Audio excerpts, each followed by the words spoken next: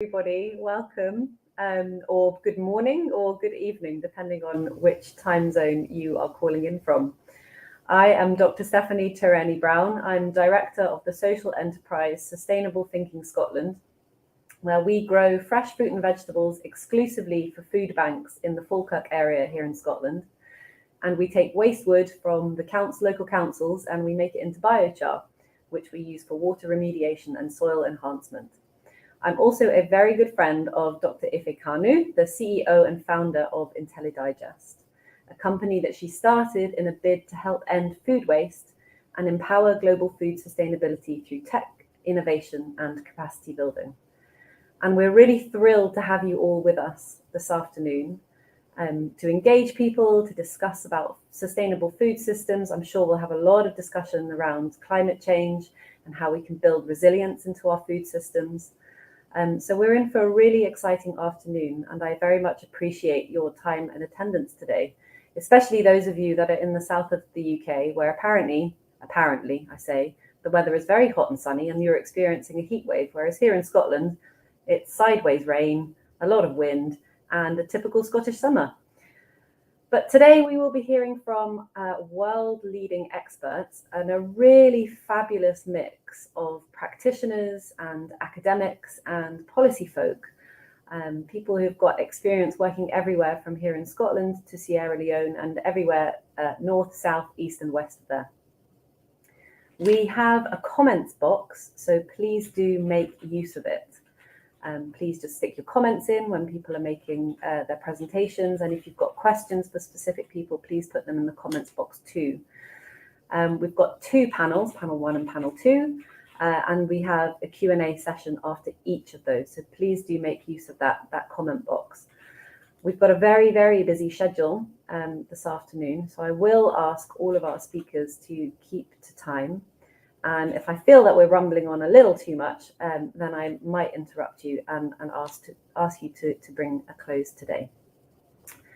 So first up today, we've got a very interesting panel from Jenna Taylor, Deanna Olney, Dale Cranshaw, Samira Hotoba-During. And I will do a little introduction before each of you. So first up is Dr. Jenna Taylor. She's a research associate for new innovations at Crop Health and Protection, very cannily known as CHAP, where she helps to bring experts together to discuss problems in the UK agriculture sector and to come up with new ideas to help solve these problems. Gemma completed her PhD at the University of Warwick, where she looked at the breeding of late bolting varieties of rocket and subsequently has held positions in industry and academia, continuing the work of applied research in breeding horticultural crops in the UK and across Africa. Now, through her role at CHAP, which is one of the government's agri-tech innovation centres, Gemma is part of a team that strives to push forward technologies that support sustainable crop production, helping to address important global issues such as climate change. Gemma, I will ask you please to start sharing your screen. Welcome this afternoon. Really lovely of you to join us, so thank you for that. So if we can see your slides, please, then I'll just ask you to take it away. Great. Is that coming through okay? That is. I will ask you if you can make it full screen, please, because at the moment we can see your PowerPoint kind of, general screen. On my screen, it looks like it's done that, so it might just take a couple of seconds to... Okay. Is it working? Not yet. No, it's not. Okay, maybe I'll try sharing the screen again.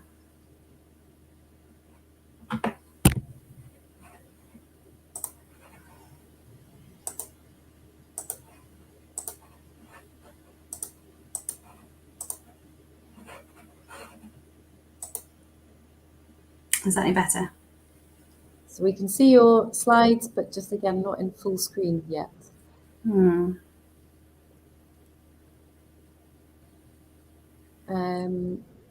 Is it there? No, it's not. All I can see is it in a full screen. Oh no. No, what a shame. Does Theo have your slides? Maybe we can try. Yes, Theo. you should do. Yeah, and it's exactly the same as when I did it earlier in the week. You're much more organized than me, because mind, if I'd made slides, they absolutely would have changed about 10 minutes ago. Theo, can I ask you behind the scenes if you could please share the slides? Let's see if we have better luck doing it this way around. Sorry about that. That's absolutely not your fault. No, don't worry about it. I'm sure hopefully we'll get there.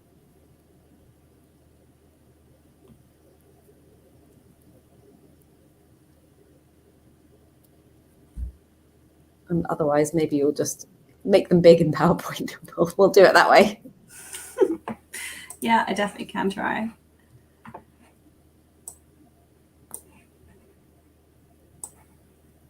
There we go. We can see it. Ah, brilliant. I think that's from your end rather than mine. Hopefully it'll be fairly straightforward as to when to change slides, but I will drop that in. Great. Sorry about the delay, everybody. Thank you so much for this invitation to come and join you today and tell you a little bit about CHAP's role in sustainable food systems. So I'm going to start by giving you an overview about CHAP and how we operate, and then share some case studies about some of the projects we have been involved with, which are contributing to a sustainable food system in the UK.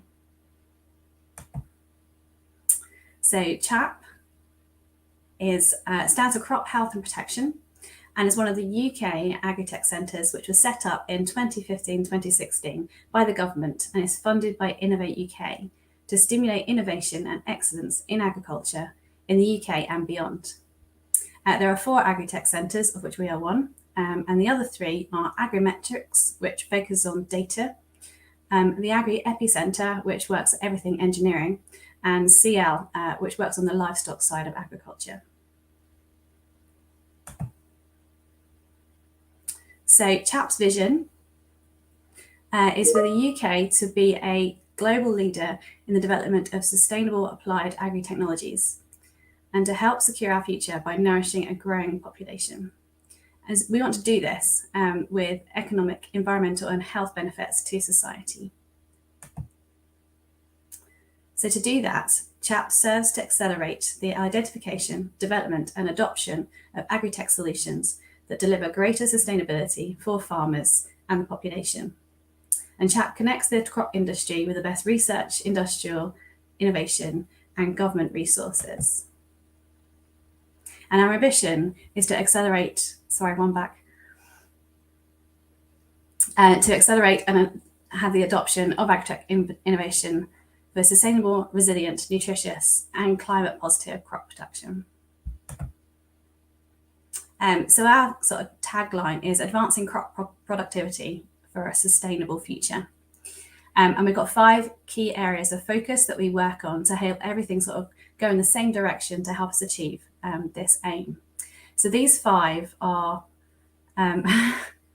soil and crop health systems, crop and protein diversification, advancing intelligent agronomy, innovative crop health strategies, and controlled environment agriculture. And all that we do is heading in this direction, and we have a number of projects over CHAP which fulfill each one of these key areas of focus and allow us to really hit some of the big targets and concerns that are in agriculture, such as net zero and climate change, resilient food systems, and all those kind of things, which is brilliant. So CHAP wouldn't be able to achieve anything without the partnerships it has with industry and academia across the country, from those that help set up and advise CHAP to those which host our capabilities and work with us on projects. So our capabilities are open access facilities available for commercial and grant-funded projects for anyone who wants to use them. We have a range of capabilities from glass houses, vertical farms and farm equipment through to lab facilities such as molecular sequencing and phenotyping and imaging. We also have a membership community, both national and international, who are part of our network and who we support in the work they are doing across the supply chain in agriculture, of which IntelliGest is one. Creating sustainable food systems will be core to how UK agriculture needs to adapt to the changes and challenges being imposed on it. There are a number of papers which outline what could and should change moving forwards, such as the National Food Strategy from Henry Dimbleby, the Sustainable Agriculture and Food Systems Research paper by Chatham House, and the UK food system scenarios work by Global Food Security. And CHAP, with its goals, ambitions, capabilities and partnerships, are well placed to have a core role in this movement of change and adaptation going forwards. Indeed, many of our past and present projects are looking at aspects of sustainable food systems.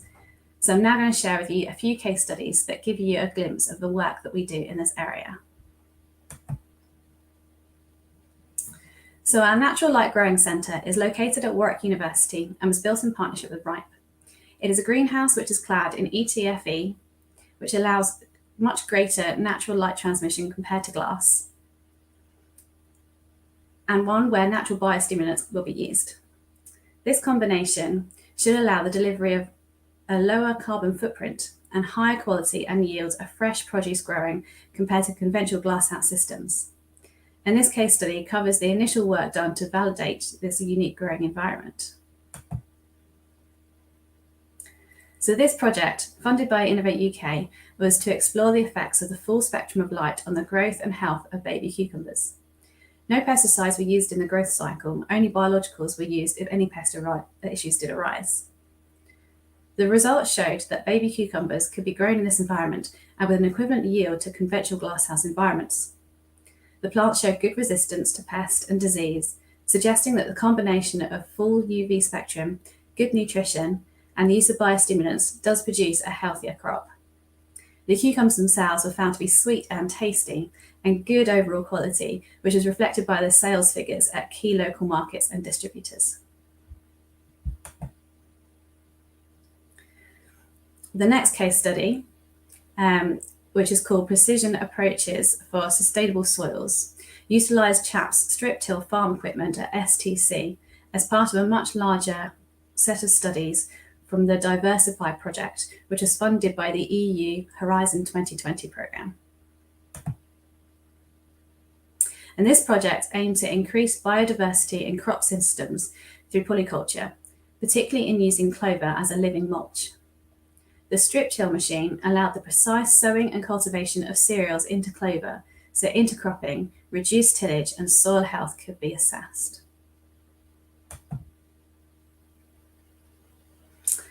And this next project, looking at turning water treatment waste into liquid fertilizer, was a short-term project funded by Innovate UK, which worked with water abstracted from the ground to remove nutrients which aren't suitable for drinking water, and turning this into a new liquid fertilizer for inclusion in agriculture. And although it was only a short trial, the liquid fertilizer created from nutrient waste was tested in a hydroponic system in a CHAP vertical farm, and it showed both a modest increase in yield and a likely reduction in carbon footprint of production, and therefore would be a sustainable product for us. And this last case study is one program that is still active at the moment. It is nicknamed Jaiponics and is a partnership between CHAP, AEH Innovative Hydrogels, Robotic Systems, and the University of Manchester, and is also funded by Innovate UK. It was put together because a number of the growth substrates that are currently used in horticulture and vertical farming, such as rockwool and peat, are expensive to produce and have significant environmental footprints, which limits the ability of hydroponic growing systems in contributing to net zero food production systems. So this project aims to tackle this problem by developing an autonomous, sustainable and cost-effective hydroponic system centered around a novel, smart hydrogel growing media with precision nutrient delivery that is reusable and recyclable. It has been run in part at CHAP's vertical farm at STC.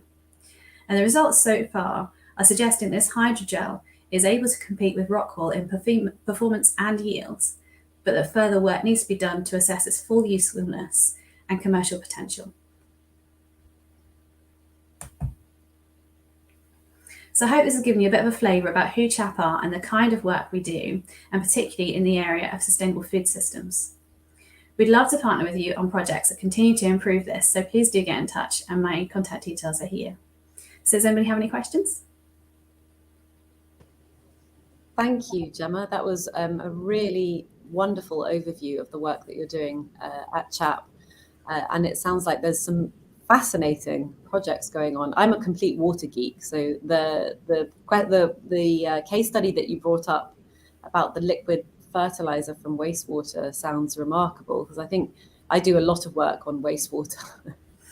I could talk about it all day, but I won't, because it's the wrong topic. But being able to utilize that for a very, being able to find fertilizer from that sounds absolutely incredible. So maybe what I would ask you to do is, if you have any papers from that, would you mind sharing them with IntelliDigest, and we can circulate them, because I'm sure we'll have people who'd be interested in some of the research from that. In fact, we had one of the comments from Professor Adeloye, who was saying that, the question about does CHAP have any focus including water security? But then you mentioned water in one of your slides. So I was just, could you talk a little bit about that? Although it's not one of the focus, do you? It's not something that we particularly go out and target, because we're not a water company, and we are looking at sort of agriculture and sustainability and that kind of work.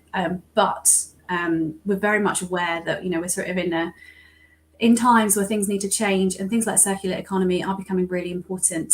And so having water and everything sort of encapsulated in that kind of industry as part of what we do to link everything together is really important.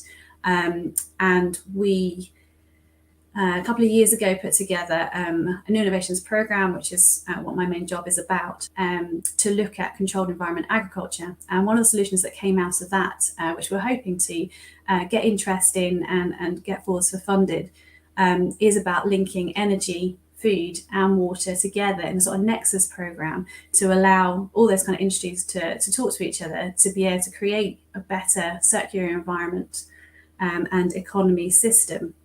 We'd love to share more with you about that. So please do get in contact, and we can tell you more about that program and where we want to go with it. Super. Thank you ever so much for that. We'll save other questions, I think, for the panel Q&A in a minute, if you don't mind. But thank you ever so much for that really fascinating presentation. Great. Thanks very much. Next up, we have Deanna Olney. Can we bring her up on the screen, please, Theo? Hello. Hi, how are you? Very well, thank you. How are you doing? Good, thanks. Good. I'll just give a little intro, and in the meantime, are you able to, if you have any slides, are you able to share them? I think that they're sharing. We are not seeing anything at the moment. Okay. There's something coming up. Okay. Let's see if we can get this to... Oh, there we go. Very, very smooth. Good. Let me just do a little intro for you. So Deanna Olney is a senior research fellow and theme leader for nutrition-sensitive programs at the International Food Policy Research Institute. Deanna has a PhD in nutritional biology from the University of California, Davis. She is also the lead of a new CGIAR research initiative, Fruit and Vegetables for Sustainable Healthy Diets, snappily titled Fresh. Her research focuses on understanding the impacts of multi-sectoral and nutrition-sensitive interventions and programs on diet, nutrition, health and well-being outcomes, and how impacts are achieved and their cost effectiveness. Deanna works closely with implementing organizations such as the World Food Programme and the Helen Keller International, and government partners to design and implement program innovations and associated evaluations. These close collaborations and the evidence generated can be leveraged to fill local and global evidence gaps and to translate research into program and policy actions. Deanna, welcome. I don't know if it's morning or afternoon where you are, I'm not sure. Welcome to the group, and I'll ask you to take it away. Great, thank you. Yes, it's morning. I'm on the East Coast of the US, so thanks for having me. And as was mentioned, I'm going to be talking today about the new 1CGIAR initiative that I'm leading that was just launched about a month ago on fruits and vegetables for sustainable, healthy diets. And this initiative is one of 33 initiatives under the 1CGIAR, which are envisioned to be 9 to 10-year research initiatives. And this was designed by several partner organizations, both within the CGIAR, which has organizations like the International Food Policy Research Institute, where I work, CIMMYT, the Alliance for Biodiversity, and CIOT, the SIP, which is around the International Potato Center, Africa Rice, and the International Water Management Institute, along with several others. We also collaborated for designing this initiative with external partners from the CGIAR, which included the World Vegetable Center, Applied Horticultural Research based in Australia, Wageningen University, the University of California, Davis, University of Sydney in Australia, and the Institute of Development Studies in the UK. The main challenges that this initiative is designed to address revolve around the primary challenge of the intake of fruits and vegetables, which is far too low globally, affecting nearly every country in the world. And this is contributing to poor quality diets and in turn, high prevalence of malnutrition and diet-related non-communicable diseases. The key barriers that have been identified to increasing intake of fruits and vegetables include low availability. We know that the gap between supply and demand for vegetables is very large, and this is in part due to post-harvest losses, which can be nearly half of what is produced.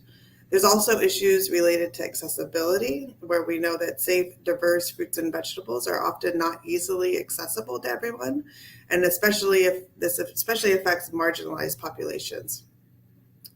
Affordability is also a challenge.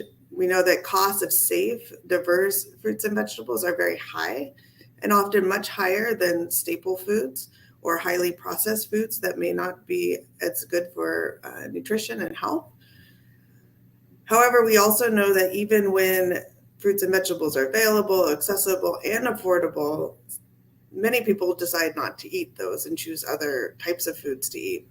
And these choices about what people eat are very complex and are often driven by considerations other than cost and health, such as convenience, time, image, palatability, and culture. To date, research in these areas is sparse and fragmented, and so the FRESH initiative is aiming to address all of the barriers that were just identified, but also looking to consolidate research in these areas to have a more concerted effort to addressing all the various issues that are contributing to low intake of fruits and vegetables worldwide.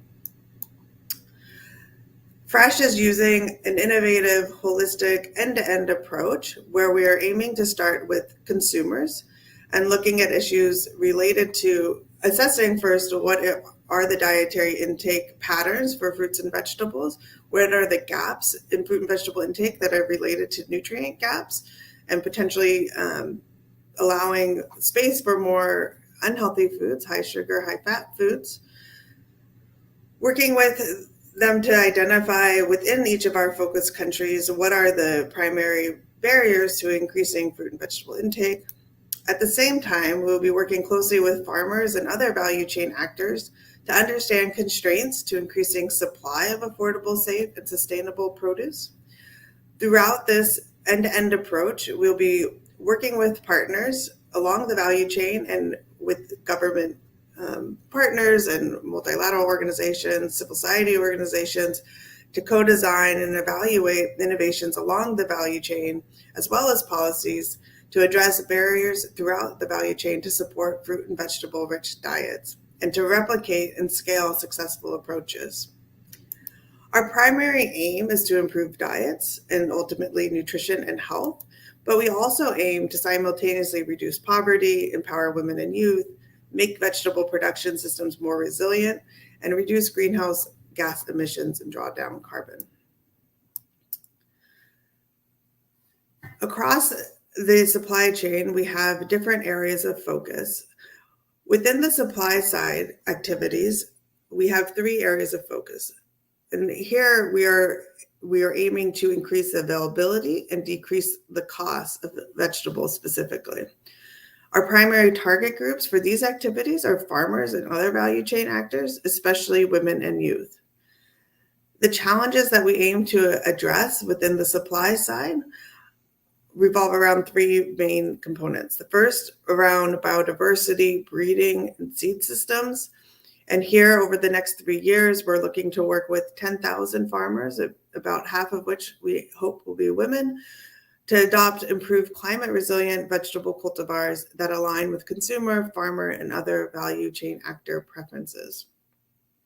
And this we expect to impact reduce poverty, improve livelihoods, and have some effects on climate adaptation, mitigation, environmental health, and biodiversity, and have a focus on improving gender equality, especially. Another set of challenges is around production and production diversity and sustainable production. Here we aim to reach 10,000 farmers, again, half of which we aim to have as women, to adopt safe and sustainable vegetable production practices. And here we expect the same range of impacts. The last area that we will address on the supply side revolves around post-harvest processing and food safety. Here we aim to work with the private sector and different partners within the private sector to co-design and pilot innovations to reduce post-harvest losses and to improve food safety. Next, we will work directly within the food environment, and here our focus is on increasing the accessibility and affordability of fruits and vegetables, and our primary target groups will be to work with marginalized groups.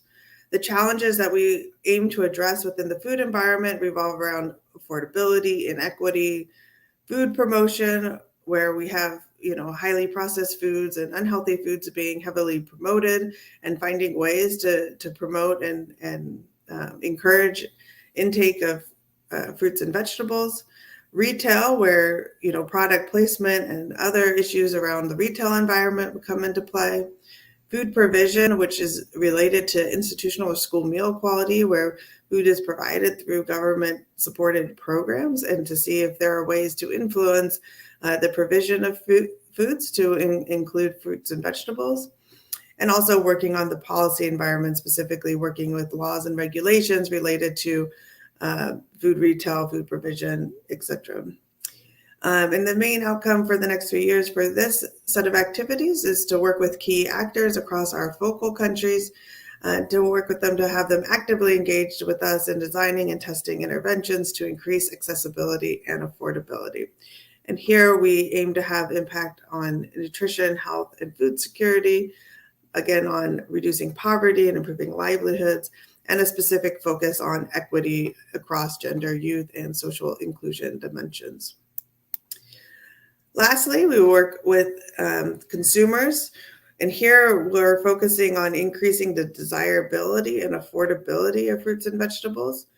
Here our primary target groups are young children, adolescents, and women, and they've been chosen because they either are known to influence what is brought into the house and eaten amongst the household members, as well as having more malleable, preferences. So young children, adolescents are people that you would want to influence their intake, because we know that habits that are developed when you are young can influence what you eat over the course of your life. There's also some evidence to suggest that what women eat while they are pregnant influences the preferences of their babies, and those can last throughout their lifetime. And adolescents also are at a decision-making point in their lives where they're starting to have more agency as to what they eat. And so working with them directly at that time when they're starting to make their own choices could be another key time to influence habits and behaviors and food preferences. So the challenges that we're working with on the demand side relate to affordability, poor quality diets, preferences, things like convenience and time, household decision-making. Again, what is the influence of different household members on deciding what actually is available at the household level and what is served at family meals or in other situations. And again, working across the policy environment, which we aim to do across all of the areas of our research initiative. The primary outcome over the next 3 years for this set of activities is, again, to work with stakeholders within each of our focus countries and to actively engage with them in designing and testing interventions to increase fruit and vegetable intake directly. So this set of activities we envision will have the most direct impact on increasing fruit and vegetable intake and impacts on related nutrition and health outcomes. We will likely be using some social protection type approaches, such as vouchers for fresh fruits and vegetables and other types of social protection programs, which may have effects on poverty. And also we'll be working directly with women and youth, and so working on issues related to gender equality, youth, and social inclusion as well. For the first 3-year period of this research initiative, we have 4 focus countries, 2 in Asia and 2 in Africa. In Asia, we have Sri Lanka and the Philippines, and in Africa, we have Benin and Tanzania. At the national level within these countries, we also aim to work with the national level actors to increase the prioritization of fruits and vegetables and institute national level policies, laws, or regulations aimed at increasing fruit and vegetable intake, production, food safety, and equity. And that we also are aiming to create a fruit and vegetable knowledge hub, which we hope will reach 10,000 users in the first 3 years, to have them use this as a resource for learning about fruits and vegetables, research, and innovations. Just to give you an idea of how we envision the fresh end-to-end approach working within a single country, we are using Tanzania as an example. Here we will have 2 production hubs to start, which will be located in the north of the country. Those production hubs will have value chains that then work, and they can be either short or long value chains, which would then reach different food environments in different areas of the country. And so we will work directly with those food environments to see how changes in production and changes directly within the food environment are affecting what is available and the cost of different fruits and vegetables. And then we'll also look at catchment areas around those food environments, and also directly at the producer household level, to see if we can also work with the consumers to directly change their preferences and habits, and to take advantage of changes in the production value chains and food environment, to take all of these activities together to increase the intake of fruits and vegetables. And just in general, I just want to thank everybody who has contributed to making this initiative possible, including our donors and our donor group, our technical advisory group, all of the different colleagues that have worked on creating this initiative, our communications team, which at IFPRI, which helped to develop the slides that I presented today, including our graphics design team and other members of our initiative. For more information, you can look at these links that are displayed here. So thank you very much. And that's all for me. Thank you so much, Deanna. That was absolutely fascinating stuff. Really, I mean, and talk about end to end. We really went from the beginning to the end of really complex stuff there. I'm sure that we're going to have a really interesting discussion, and that there are a lot of questions that will come up for you. But just to keep us to time, I'll keep those questions till the end of the panel, if that's okay. Yep. I know I've got about 12 anyway. And I will ask to move on to our next presenter, please, Dale Cranshaw. So if we can have Dale up on the stage, virtual stage.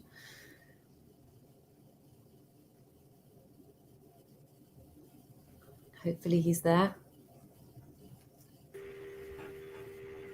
Something coming. There we go. Hello, Dale. How are you? Hi, good. Can you hear me and see the presentation okay? I can certainly hear you and see you. I can't see a presentation just yet.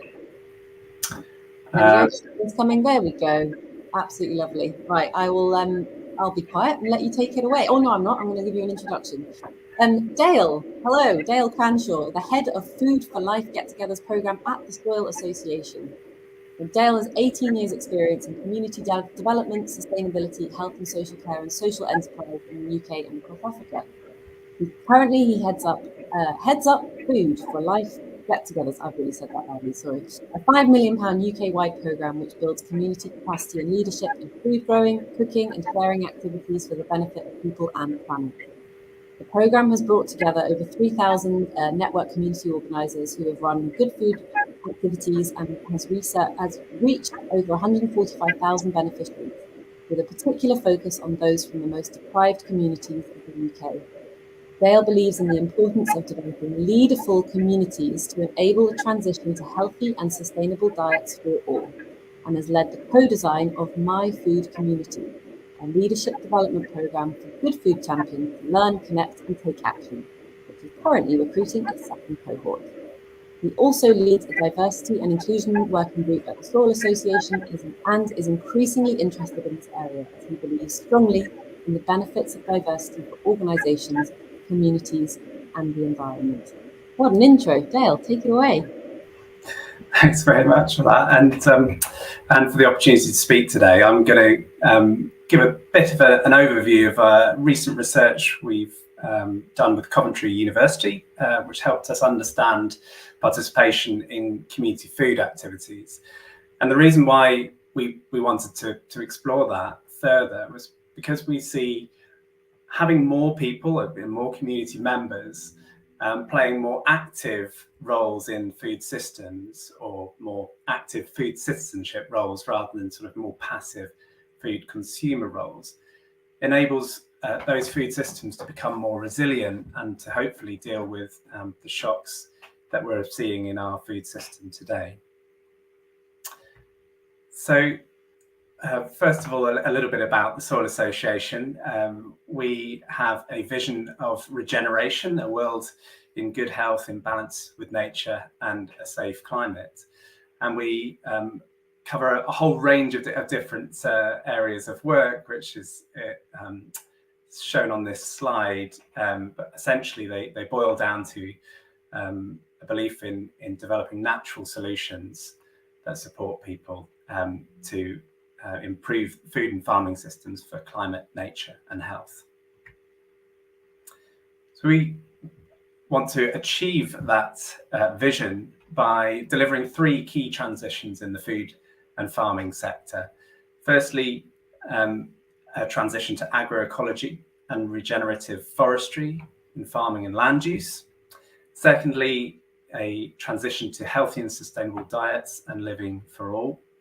And thirdly, joining forces between those two transitions, recognizing that there are opportunities across the farm to fork journey to join forces for positive change and deliver a better future for nature, climate and people.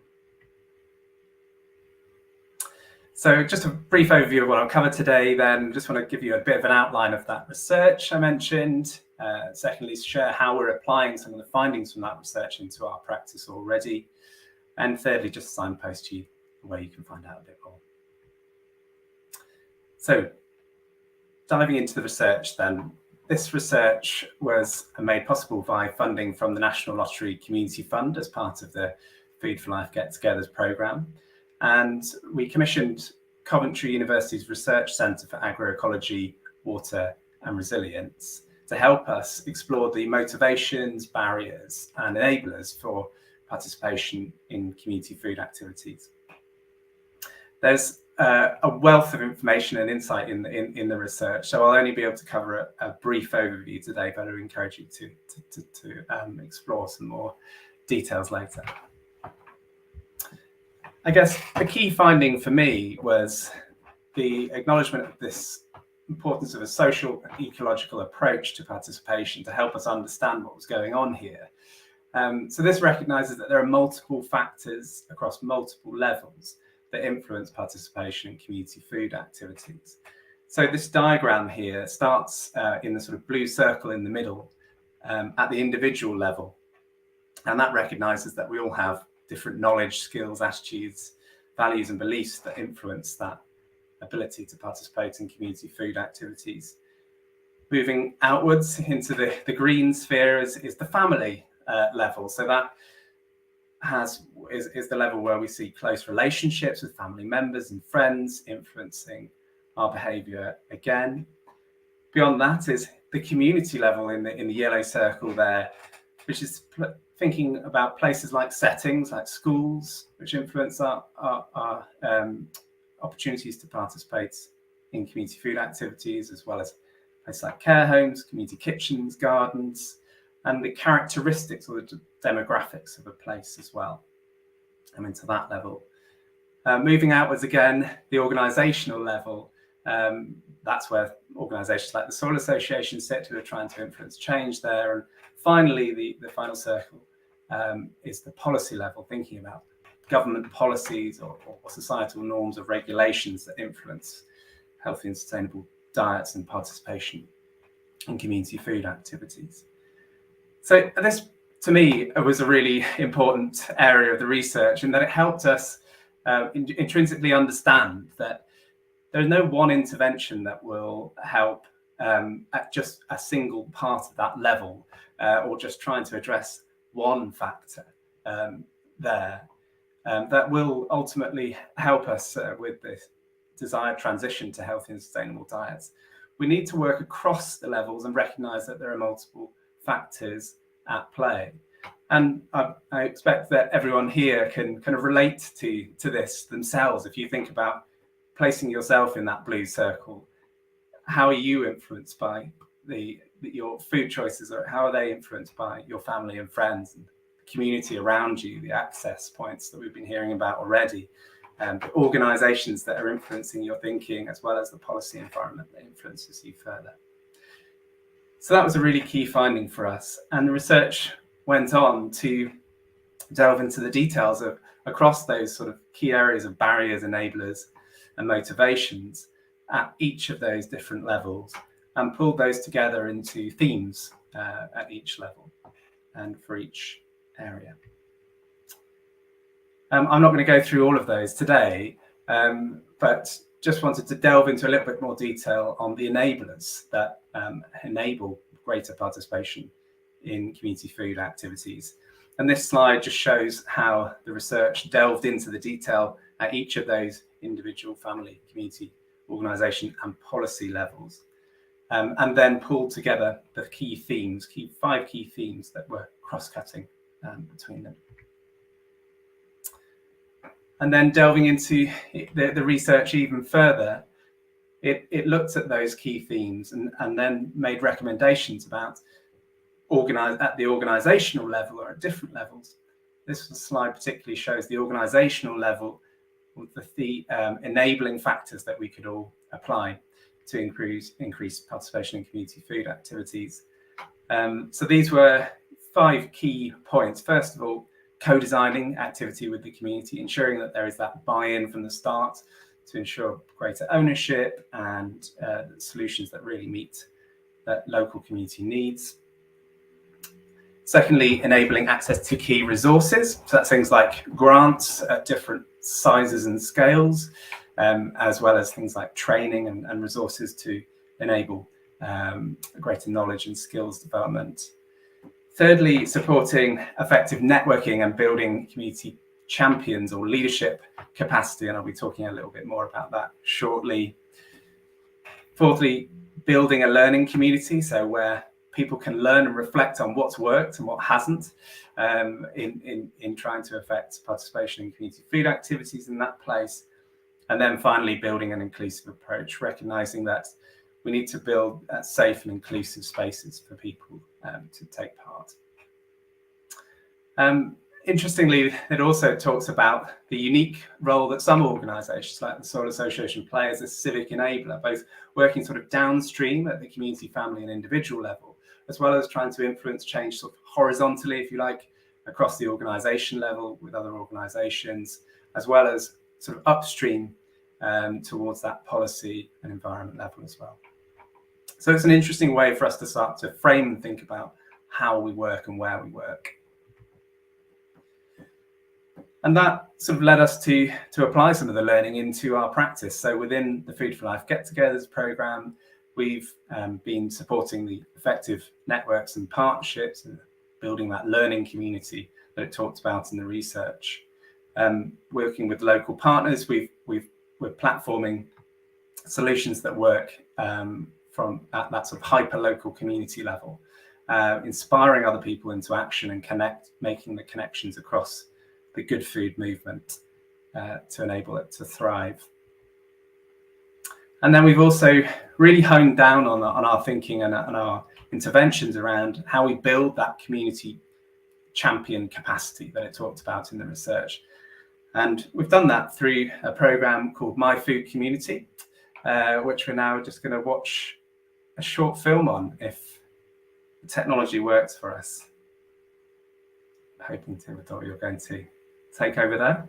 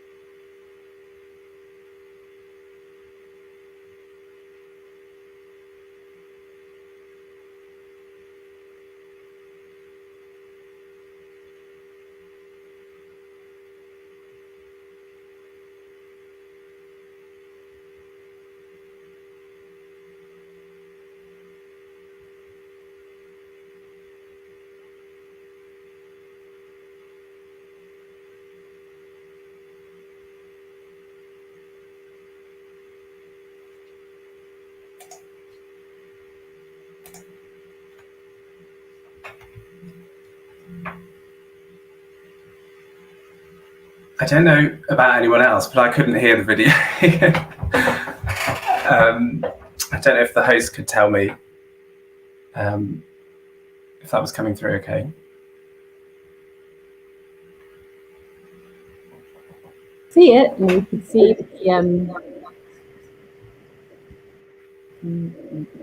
we can see the video, but we couldn't hear it, I'm afraid. Okay, never mind. Can you see my slides again now? We can, yes. Okay.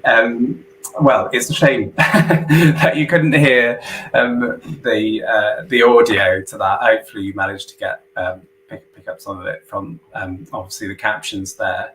But what's lovely about the audio actually is all the different voices from around the UK, the different accents, and just the passion with which people speak about the programme with. So I'm sorry that you couldn't hear that there.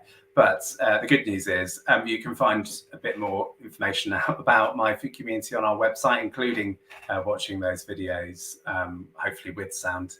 And so we can share the links afterwards to how you can find out more by accessing our webpage around My Food Community.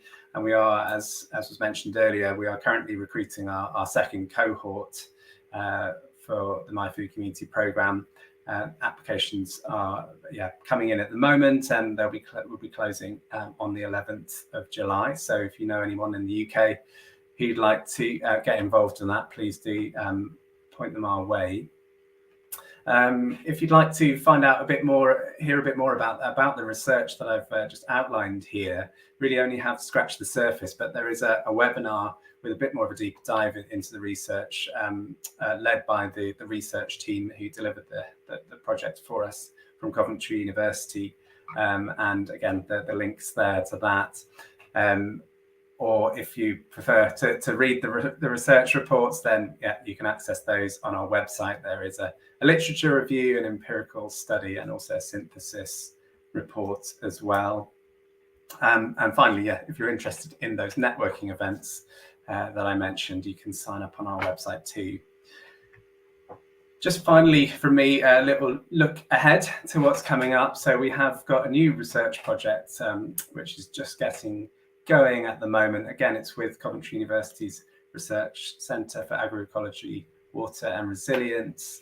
And essentially, it's covering these two key research questions, but looking at the approaches and the metrics that agencies or organisations have used to successfully improve the health and sustainability of diets in communities and places. And then looking at what are the kind of frameworks that we could put in place, like the social ecological approach that I mentioned earlier, to be able to effectively enable that transition to healthy and sustainable diets in communities and places, and crucially track progress against it as well. So that's it from me. Hand back to you. Great, thank you ever so much, Dale. That was really fascinating. Sorry about the technical hiccup there, but I'm pretty sure no webinar is complete, no successful webinar is complete without at least one minor technical hitch. Absolutely, absolutely. I was tempting fate by trying to play it. Great. Well, as I know we've got some questions coming in. I'm really excited to discuss them with the rest of the panel in a few minutes. But we've got one other very exciting speaker to come up before we lead to our Q&A. So thank you very much, Dale. And next up, we're going to hear from Samira Hatoba-During. So welcome, Samira. How are you? We can't hear you, I'm afraid. Can you unmute, please? No, I said hello, everybody, and good question, because I'd been suffering with a bit of cold and I think summer flu, so maybe my voice is a bit croaky, but here I am. We can hear you loud and clearly. Okay, so we're very happy to have you joining us. I understand that you've got no slides, but I shall give you a very... Well, I do have, having seen everybody presenting slides, I do have about 4 slides, which could give you, and I'll talk around those, but I'll share them if I may. Go right ahead and share them, and I'll do an introduction to you whilst you get your slides ready. So Samira is a consultant and senior advisor at the World Food Programme, the lead and focal point for the Resilient Local Food Supply Chains Alliance, one of the coalitions of the United Nations Food Systems Summit, which was under the action area of building resilience to vulnerabilities, shocks and stresses. Prior to joining WFP, Samira worked at IFAD as an advisor to the Associate Vice President and CFO in the Financial Operations Department. She has a broad range of experience in the food and agricultural development, finance, and political arenas. Samira worked as a senior consultant to the CEO of the African Union Development Agency, NEPAD, advising on resource mobilization for the agency and for programs. She was the Director of Advocacy and Resource Mobilization for the Forum of Agricultural Research in Africa and Head of Donor Relations at the Africa Rice Centre, a 1CGIAR organization. Samira served as an advisor and technical expert to the Minister of Finance in the Republic of Sierra Leone and as a special advisor to the President in the Office of the Republic of Sierra Leone in the post-conflict period of rebuilding, rehabilitation and reform in the country. Samira, take it away. I think I have tried to upload the slides. I don't know whether you do. Yes. We can see them. Yes, we can. Okay. Let me just see whether these are. No, this is not the right one. Can I? Oh dear. I thought it would be easy, like Teams, just pick on something and there you are. Let me just see. How can I get rid of this one that I've got up now? Okay, there you go. This is what I want to. Can you? I don't know how to do it actually. I thought maybe it would be quite easy, like Teams, you just sort of click on share and then you upload a file, but let me just do share. So share screen.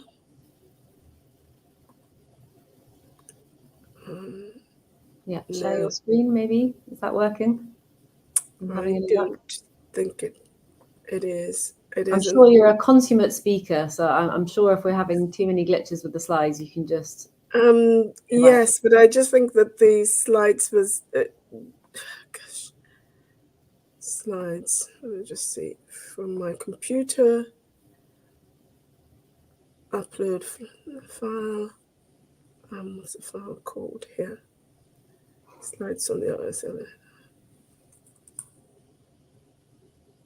Sorry, everybody, for this slight hitch.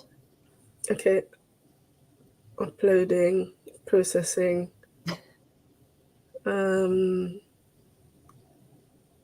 Is this it? It's coming through. Sorry, everyone.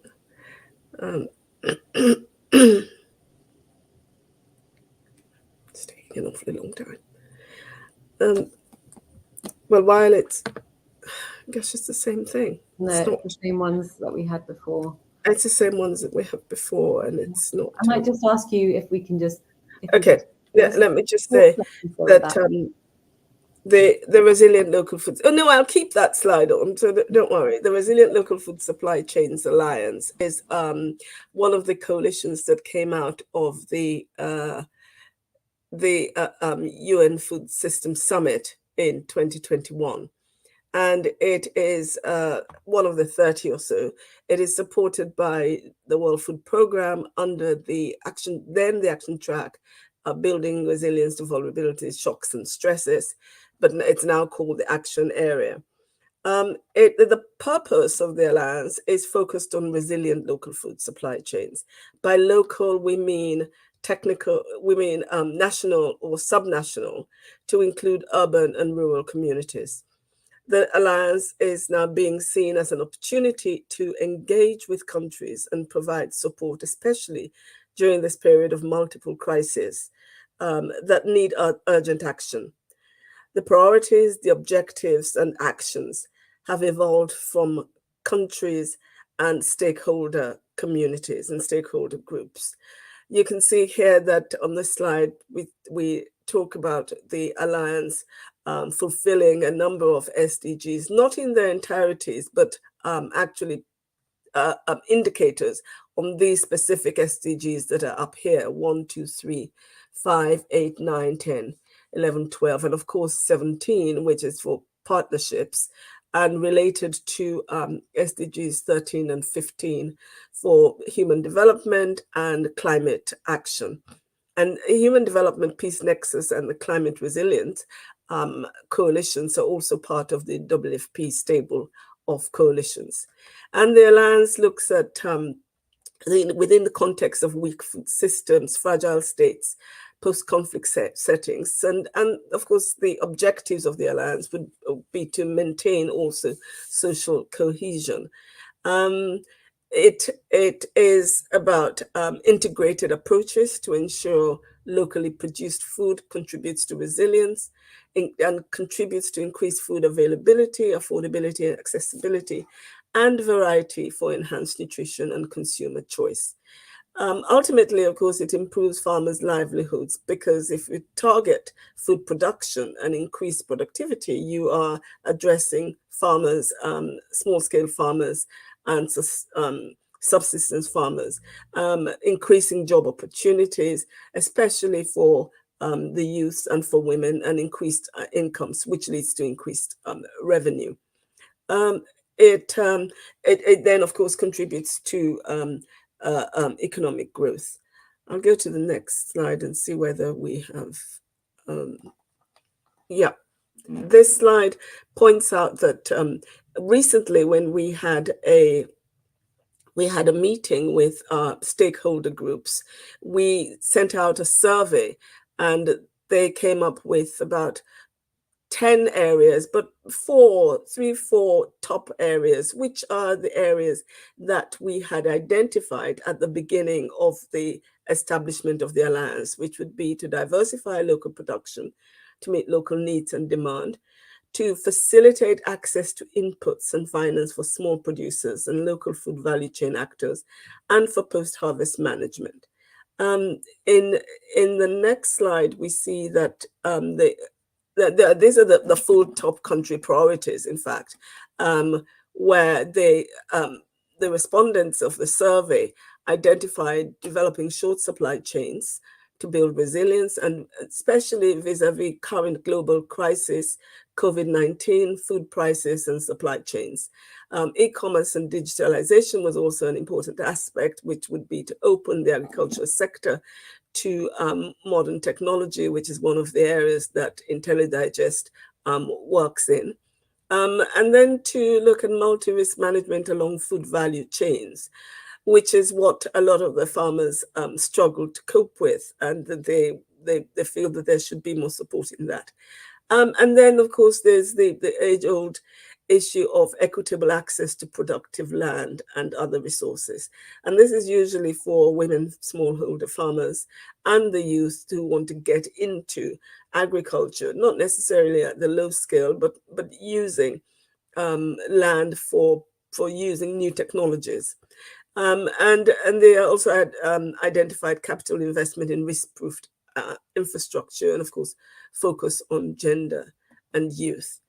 And then in the survey, the top 3 actions that were identified for the Alliance were to build research partnerships at global and regional levels. And here we have already a Director General of one of the CGIAR institutions, sorry, I think I have to go back here, that is interested in working in one of our task forces that we're going to be setting up. We're going to be setting up 3 task forces on technical issues, on investments, and also on agricultural development issues.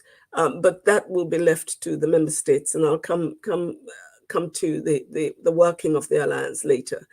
And that will help us.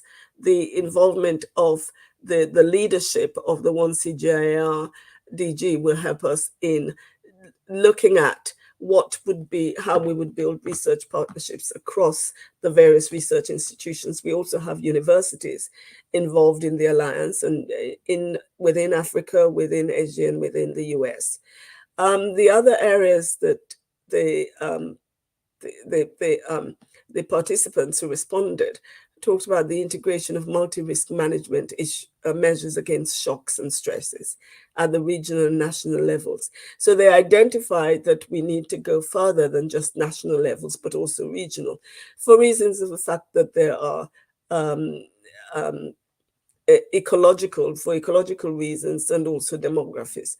And then they would want a peer-to-peer exchange mechanism. And that's one of the foundational aspects of the Alliance, is to facilitate best practices, set up a network for our partners at the global and regional levels to be able to share knowledge and share best practices and share experiences.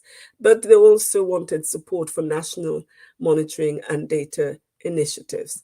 And this is a full list. It's only about 6 main areas, but they wanted to set up a multi-sector financing task force. As we all know that financing and investments are, hugely important for any of the programs, interventions that countries want to engage in. And they also see that we should support with establishing principles for inclusive participation of marginalized communities. This probably came from the CSO and NGO communities, because they think sometimes that there's not enough inclusiveness between state and non-state actors. And also one of the areas that a number of countries have talked about is to support and advocacy and outreach at the national level. This is a continuation of the national dialogues that had happened during the Food Systems Summit process. But this is to ensure that mainly in the area of getting a consumption patterns changed. I think one of the earlier speakers spoke about people's rejecting local foods, and some countries want to bring that back. And that is also another area that the Alliance wants to look at, is to increase advocacy and outreach on good, nutritious local foods, so that people can see that as alternatives to expensive imported foods. The priority areas that this is going back a little bit, that when we set up the Alliance during the Food Systems Summit last year, and it started out from receiving solutions from member states and stakeholders. And the ones that came into the action track, we saw that they neatly fitted into these areas in terms of strengthening local and regional food supply chains, local production for local consumption, public procurement. And public procurement here is in terms of ensuring that it is a tool for demand-driven and well-functioning community agri-food markets. So it will drive issues such as homegrown school feeding, supporting women farmers, supporting small-scale farmers. So that is seen as a tool, and we saw that coming through in the solutions that were coming in. Increasing women's agency for resilience to economic empowerment is another one where people thought that women needed more access to credit, more blended finance initiatives. And of course, the securing equitable access to land, to productive land. And investment in infrastructure was also another big area, especially including for post-harvest losses. In fact, one of the regional organizations in Africa talked about 100 million grain stores, which would, it's a good objective, and it is not unachievable, but it is something that consolidates the mind into thinking that you do need grain stores, because that is one of the areas that the farmer is not incentivized to grow because of lack of post-harvest loss infrastructure. And then there was food storage facilities, grain stores, using a combination of public private actions, especially seeing the recent crisis. The countries are increasingly talking about buffer stocks and strategic reserves. And then there's a policy on institutional innovations for rural areas, and a focus on pandemic resilient food systems, which links nicely to the buffer stocks and strategic reserves. But Samira, can I ask you to wrap up, please? Yes. We need to have some time for Q&A because it's just too interesting. It is exactly. So I think that, now this is not the slides I wanted to use, but I just want to say that these are clear objectives. And how are we set up? We have the 3 Rome-based agencies. WFP is in the lead with FAO and IFAD supporting us, and the United Nations Capital Development Fund. But our biggest supporter is the African Union Development Agency, NEPAD, which comes in with its convening power of African member states, as well as we had the support of the Democratic Republic of Congo, which was last year the chair of the African Union. We also have a number of countries in Asia and Latin America that have supported us. So it's a global alliance, but since we can't do everything at once, we would be addressing countries in a phased approach. So I'll leave it here for now, and I'm sure that there would be many questions. I'm sure there will be. Thank you very much, Samira. Or if not, we can send more information out to people. So I'll say a big welcome back onto the stage to Gemma and Deanna and Dale, and obviously we've got Samira here as well. A really interesting mix of presentations there. I mean, crossing everything from kind of innovation at the very kind of beginning of its innovation lifestyle plan to kind of community integration, working with community champions. It's something that Dale mentioned and also kind of Deanna touched on. And then obviously to the kind of very large scale stuff that Samira was talking about. One of the questions that we had has come in from Christian, and that's about, I think it's addressed directly to Samira, is about how do you engage with kind of big forums like the World Economic Forum, where he said that there wasn't an awful lot of focus, if any, on good food production. And that probably touches on something that I'm sure that Dale also is trying to lobby for as well to the UK government and others. But I'll pass it over to Samira in the first instance. Okay, 2 things here. One is thanks for the question, and I didn't get the name of the person who sent the question in. But 2 things. It's we focus on local food supply chains, resilient local food supply chains. So our focus is to make countries and non-state actors, state and non-state actors, focus on how to build local food supply chains. Where we may need to involve the global agencies, such as the WEF, or in this case, because it's led by the UN agencies, say the World Trade Organizations, there is another architecture which is called the Hub, which has come out of the Food Systems Summit. And where countries debate on these issues and they want changes in agreements or changes in what happens at the global level, we'll pass that on to the Hub.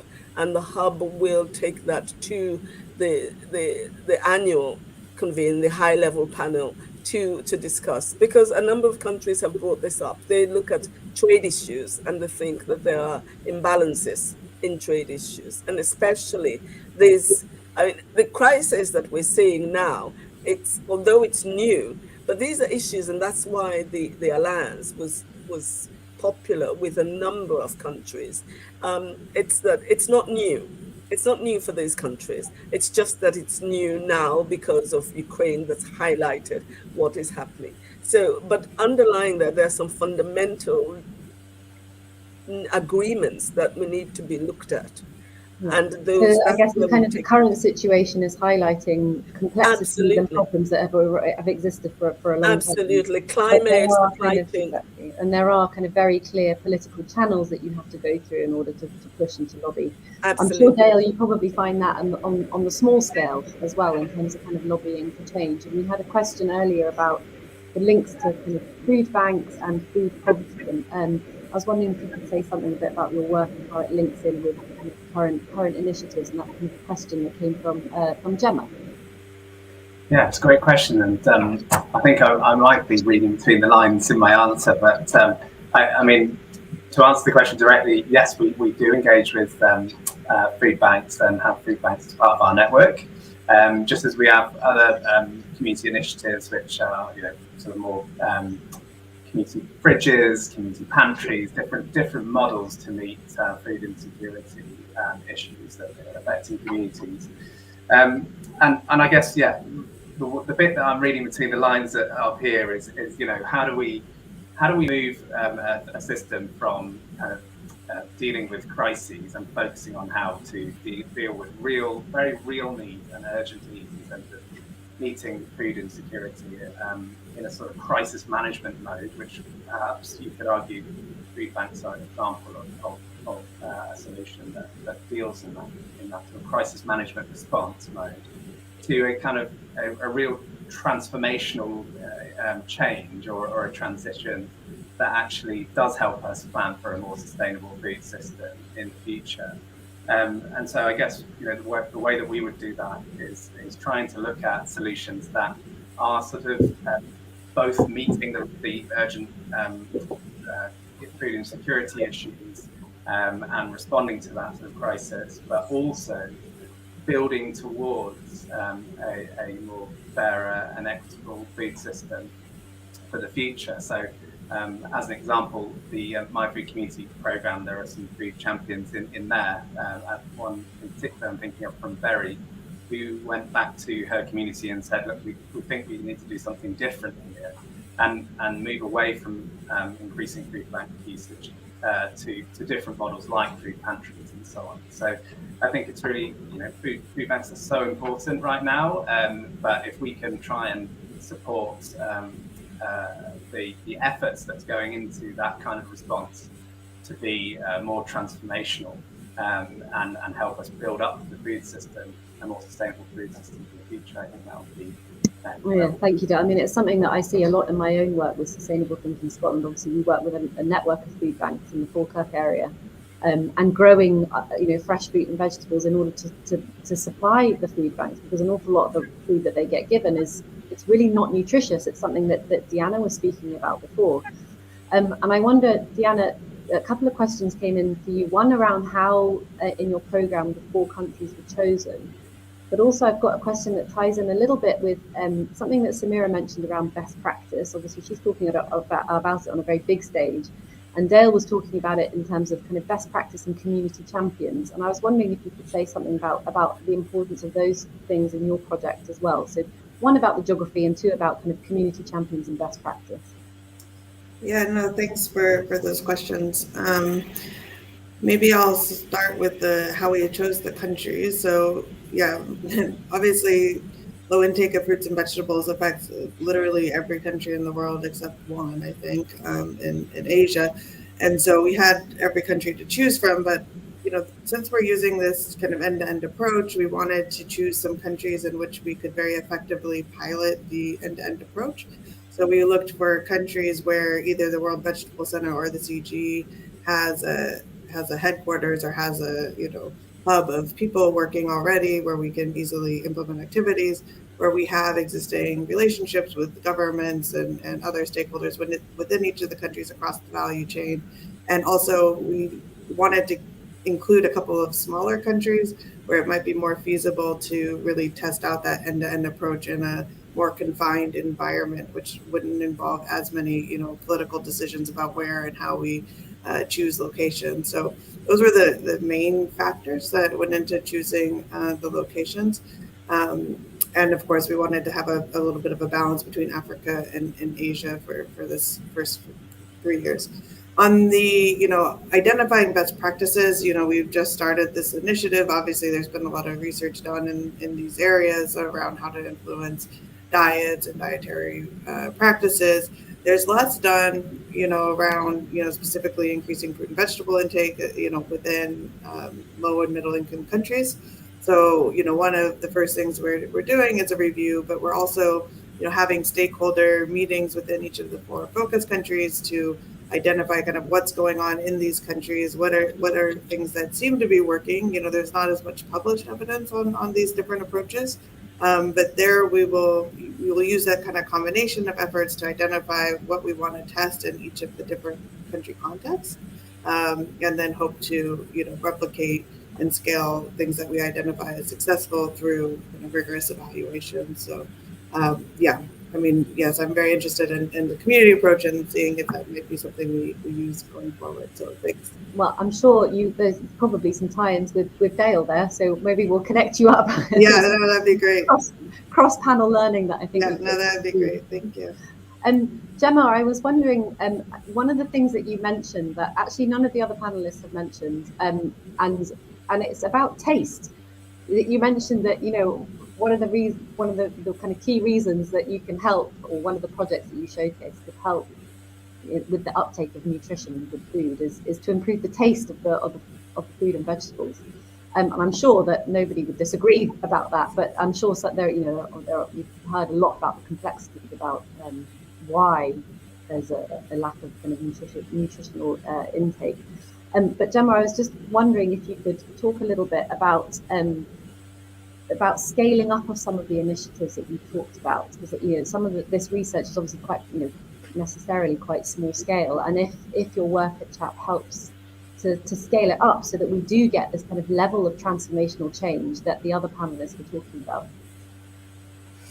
Yeah, sure. So it's always challenging, and to be able to do anything like that, you need some sort of baseline data, and to understand that what you're trying to do is actually achievable, and it does work, it does produce the results that you're looking for.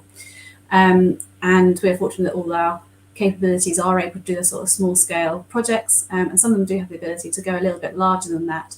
But to be able to sort of doing the scale up side of things, it's creating those partnerships with companies and facilities that are larger than what we have ourselves, so that those things can be brought into reality. So we hope that some of our projects will be able to go that direction. But of course, the other thing that is a bit of a sticking point on this is the funding level. So who can we work with that is going to have the funds available to be able to do this scale up? So whether that's doing a sort of slightly larger project that's grant funded, for example, or whether we can work with nationals, multinationals that have a real invested interest in whatever we're trying to develop, so they can see the benefits of doing the work, and they have that sort of market pull at the end that can then sort of make it all possible along the line. So is the small scale what we've done got the good enough results, and to say, yes, that's what it is, that's what can work. And actually we can pull through that production through to the end to make it available on a national scale. So lots of challenges in the way, but definitely can be done, and it's all about creating the right relationships for it. Great, thank you, Gemma. I guess the kind of question that pops up in my mind about that is that whilst the big kind of commercial partnerships are usually necessary to help drive innovation, but also to help drive the commercialization and scale up, they're quite, certainly in the UK, they're very often the drivers of some of the food deserts and the difficulties that we have with highly processed foods as well. So it is a challenge, isn't it? It's walking a bit of a tightrope sometimes. A question that came in from Christian with a corollary from Mary Sunday, talking about across Africa why there is such a reliance on imported food when there are potential, at least, to be self-sustainable. I don't know whether you can talk to that, Samira. Well, I have my own personal views, but I don't think it's something that one could say here. But this is why the resilient local food supply chains was so attractive when we launched that at the Food Systems Summit, because a number of countries saw that this is an opportunity for them, especially for what they've been saying all along, and now it's on the global stage, to focus on producing food. Now, a number of countries, the first things that they raised was, is this focused on self-sufficiency? How does this affect trade? This is why we are not covering the trade issues, because that's a big area that will come up.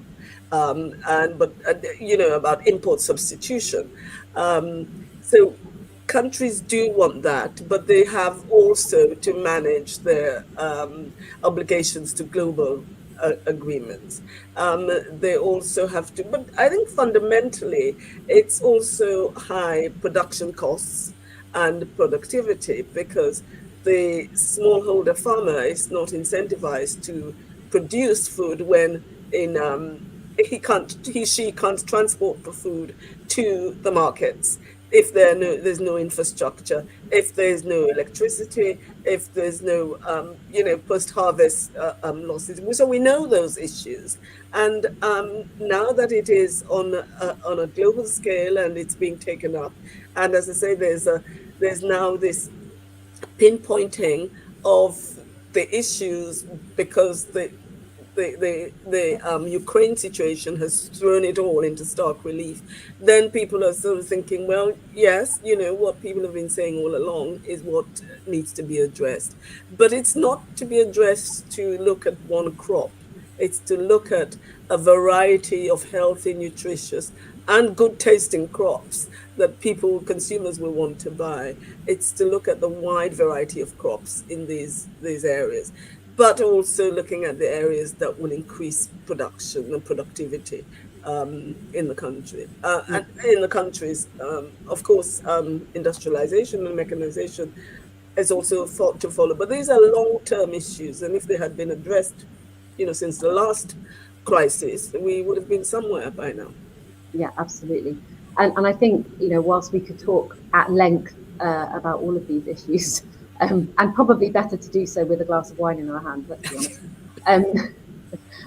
But what I would ask our panel members to do is, if you could, in the spirit of kind of best practice and success story sharing, if you could summarize in kind of 5 words what success looks like for each of your different kind of projects or the things that you're working on at the moment, what would you like to see happen in 5 years' time, in 5 words or less?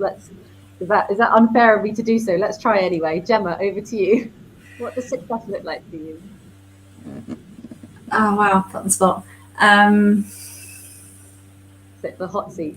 Yeah, so I guess for us it would be very much seeing those startup, small companies, really innovative ideas that we're working with at the moment and sort of in the next foreseeable, to go from that sort of small, it's a great idea, don't know where it's going, through to sort of commercial production, to get it onto UK and international farms, to make a difference in agriculture, to give the farmers what they need to do the job they're doing already, but much better and with much more support than they're getting at the moment. See how brilliantly you did that? Wonderful. Dale, what about you? I'm going to go for good food, leaderful communities. Oh, very snappy. Deanna, can you match that? Yeah, it's getting hard. I'll go for increased availability and affordability and intake of safe, sustainable fruits and vegetables. Oh, wonderful. And over to you, Samira. Well, mine would be 2 words, but it involves another thing. It's buy local, because but of course that means that farmers have to be supported. The policy environment has to be there. But if people are asked to buy local, because it stops as somebody told me that, to see imported onions next to the poor farmers' onions that are not as good as the imported ones, and not being sold. She doesn't have a sale because hers are not attractive. So it is to ensure that the local produce is attractive enough for people to buy. That is in the domain that we work. But the Food System Summit and resilient local food supply chains affect the whole world. I mean, even some European countries are talking about buying local. Samira, these are the longest 5 words I've ever Sorry. heard. Super. I did say buy local. I have to say a massive thank you to you. all of the panelists. I mean, that was just, we heard from such extraordinary work from all of you. So thank you very much for your time and energies and smarts and all of the efforts that you're putting in to make our world more sustainable, more equitable, and with more nutritious and tastier. Iffy, I'm going to pass over to Iffy, who now, I believe, has a showcase of some of the agri-food techpreneurs before we then go to a quick break. Thank you so much, Stephanie. Fantastic moderation and fantastic speakers. Thank you, Samira, Gemma, Dale, and Deanna. Those were very insightful presentations that we've listened to. And I think coming to what I want to say, I think we really in a situation where we have to take a very holistic approach to ensure that we can provide access to good food for all. Now, the World Bank Commodity Outlook has warned that many foods are set to see steep rises in their course. This is largely because of the triple shocks of the coronavirus pandemic, the war in Ukraine, and climate change. Now, the coronavirus pandemic has massively distorted the supply chain, making it very difficult to transfer food supply, as well as limiting the availability of labor within the food system due to the restriction on travels affecting the often seasonal workers that support agri-food production. The coronavirus pandemic exposed the fragility of our food system.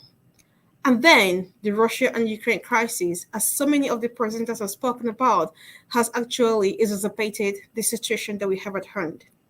How do we solve this problem? How do we ensure that as we celebrate World Sustainable Gastronomy Day 2022, how do we ensure that we can get more food, good food, to more people in the most sustainable way? This is as cross of what we do at IntelliDigest. Now, IntelliDigest has been pioneering sustainable food production. We develop technology innovation. We also are engaged in capacity building to ensure the stakeholders in the food system, from farm to fork, are equipped with the necessary resources and tools to be able to address global challenge we have within the food system. Now, think of it. What is this global sustainability food challenge? We know that 1 in 5 deaths is linked to malnutrition. Most people are not aware of that because we don't have an understanding that the food we eat has got huge impact on our health. And because we currently consuming food that don't have the right nutritious value, that means we exposing our body to different challenges and health challenges. So what we do at IntelliDigest is bringing back that information, bringing back that knowledge to people, creating equipment and solutions that can help to ensure that people have a better understanding about the impact of the food they eat on their health and also on their environment. Please do check intellidigest.com, www.intellidigest.com, to learn more about some of the solutions that we have. I'm just going to highlight one of them, which I'm really passionate about, and I'll be keen for everyone to please sign up for, which is the World Food Tracker. We provide a tool for you to be able to plan your meal, and because you plan your meal, then you ensure that you have the right balance of food in your meal, right balance of nutrition in your meal. And because you do that, the local food producers can plan the way they grow food so they can grow it more sustainably and make it available to you. It also is also helping the wider food system supply chain to ensure that we can drive forward this food system sustainability.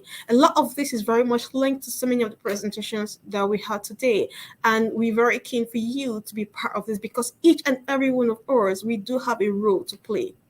But then the next thing I'm going to share with you is a very exciting program which we've been able to deliver with support from the Royal Bank of Scotland and NatWest, which have been huge supporter of what we do to be able to run the Global Agri-Food Techpreneur Program.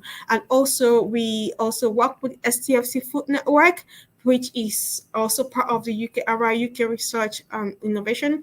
So we really excited about the impact the Global Agri-Food Techpreneur Program is delivering and is going to continue to deliver in the future. Now, what is Global Agri-Food Techpreneur Program?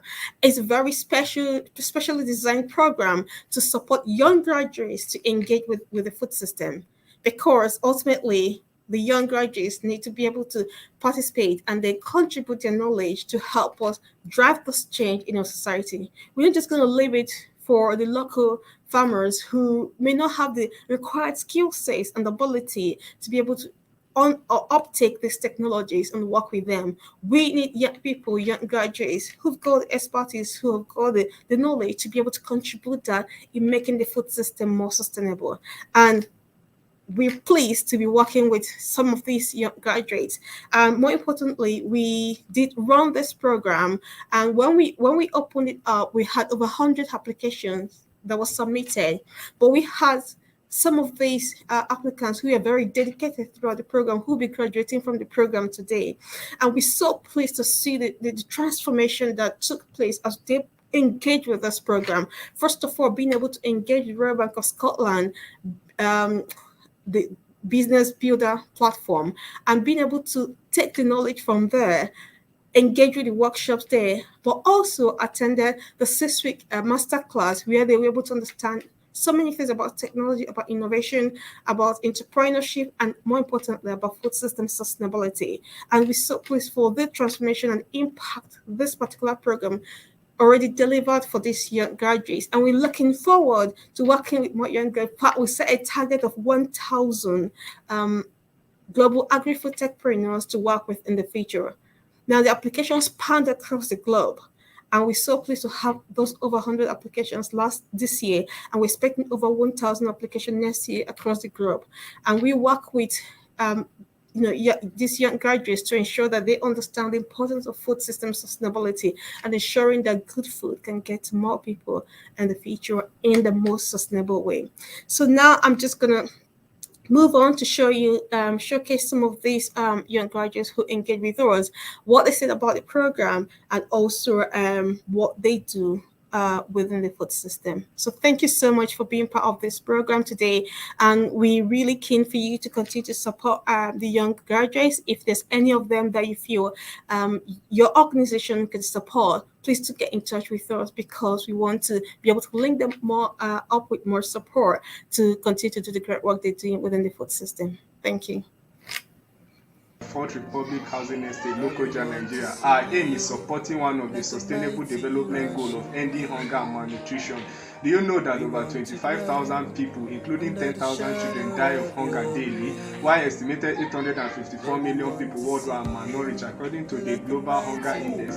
Developing countries like Africa, the stats are alarming. That's why the company is working tirelessly to produce food and the nutritious component of the food called fish. Since the inception of the company in 2018, we have been recording 30% increase in production and sales annually. This has helped us to reduce unemployment and increase our GDP. We are appealing for the grant support of $6,000 to enable us increase our farm size, employ more competent and get some advanced tech farm equipment, which will all help us to improve production and increase our capacity. Thank you. Who are hungry and malnourished in Nigeria. The ban of imported poultry products also created a market gap of 1.2 million metric tons of broiler meat. Broiler farming is the quickest solution to solve protein malnutrition, but low production capacity hinders 85 million smallholder poultry farmers from accessing the large broiler market. Our business, a finance and marketing scheme, is standing in the gap for more than 2,000 broiler farmers to take advantage of the huge consumer market in our first year of operation. The process frozen broiler will be made visible in retail shops for distribution to final consumers. As a commercial farmer of more than 12 years and acting in the capacity of the production and operations manager, I'll be teaming up with a marketing officer, a sales accounting officer, a social media officer, a sales assistant, a bus driver, and 4 unskilled workers. I'm pitching for a grant of £233.62 to fabricate a cheesing processing plant and do several other things time will not permit me to mention. Astounding 7.3%. Now, if we narrow it to only turmeric, ginger, and onion, it's 1,350,000 metric tons, 80 billion rupees. I experienced this problem for 2 decades as a farmer. Something needed to be done about this. This is how my startup S4 Foods was found. Myself, Sushil Shelke. My team comprises of Dr. Sanjay Boyar, scientific advisor, and 2 directors, Sarjarao Shelke and Sindhu Shelke. We partnered with Agricultural University and designed an integrated processing line that helps overcome the vagaries of climate, especially unannounced monsoons. We set up working concept pilot plant by investing 1 crore of our own money. Fresh rhizome to saleable powder products are made 100% in-house now, eliminating sun drying. We hope you partner with us in order to promote our technology to farmers' community who will be able to minimize their losses through their enterprise and make rhizome farming beneficial. Thank you.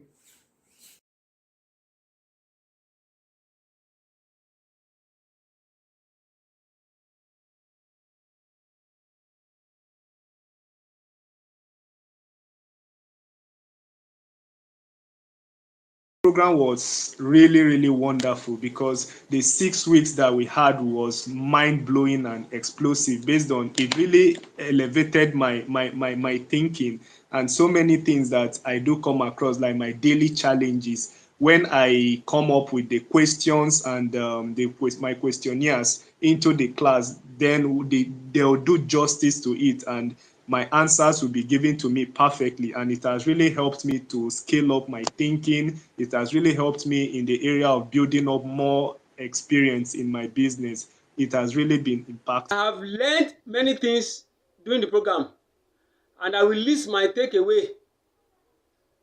My takeaways, I will list them one by one. One, the courses are inspiring, they are eye-opening, and they are motivating. While taking the courses, it increased my level of confidence and enabled me to believe in the reality and the beauty of my dreams. 3, the courses enable me to believe that while having a growth mindset and while working locally, I can be thinking globally. With the courses, that's 4, it will enable us to build enduring and sustainable businesses in Africa. The courses taught me how I can work in partnership with other stakeholders. 6, while undergoing the courses, I saw the importance of having an accountant or an accounting consultant. 7, the courses helped me to keep thinking ahead, to have a clear vision of the future, and to provide a sense of purpose and direction for my business. It helped me to paint a clear picture of the ideal future and to give me the clarity and focus to get there. I was also able to attract new customers. Another point is that it was wonderful discussing with other entrepreneurs from other countries. We were able to know the peculiarities of how businesses are run in each of those countries. The program was fantastic over the 6 weeks. It was a deep engagement, especially through the RBS Builder program, wherein every week a new topic was undertaken, and as in when the weeks progressed, the level of advancement on these topics enhanced. We could take practical insights from these learnings. Some of them were like we never indulged into the mindset phenomena, how it could enhance our strategy. And secondly was the risk management. So we took a very clear world view when we progressed.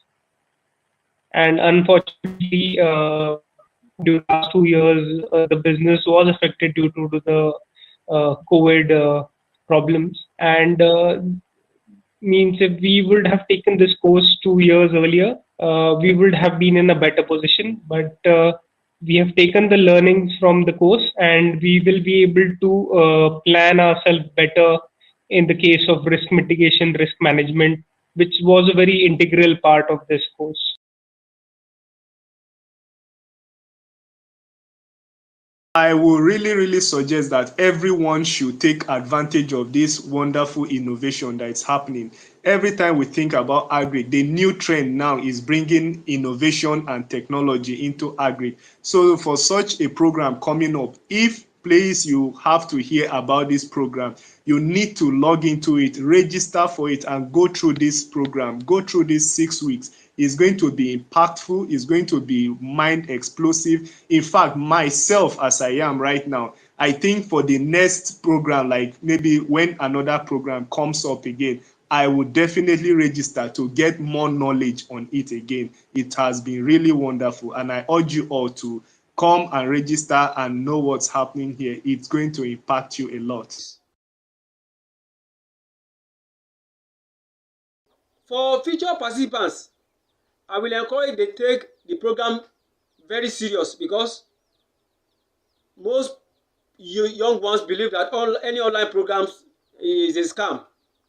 I will encourage they work on their mindset by having a growth mindset.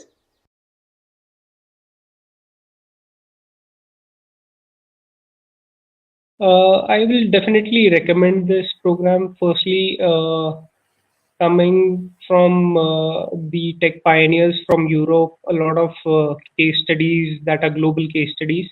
And that's why this is a very important course. And in the future, everything will be correlated to the sustainability, to the sustainable developmental goals. And hence, any entrepreneur, any startup who is starting and wants to have a global outlook, this is a fantastic program for them.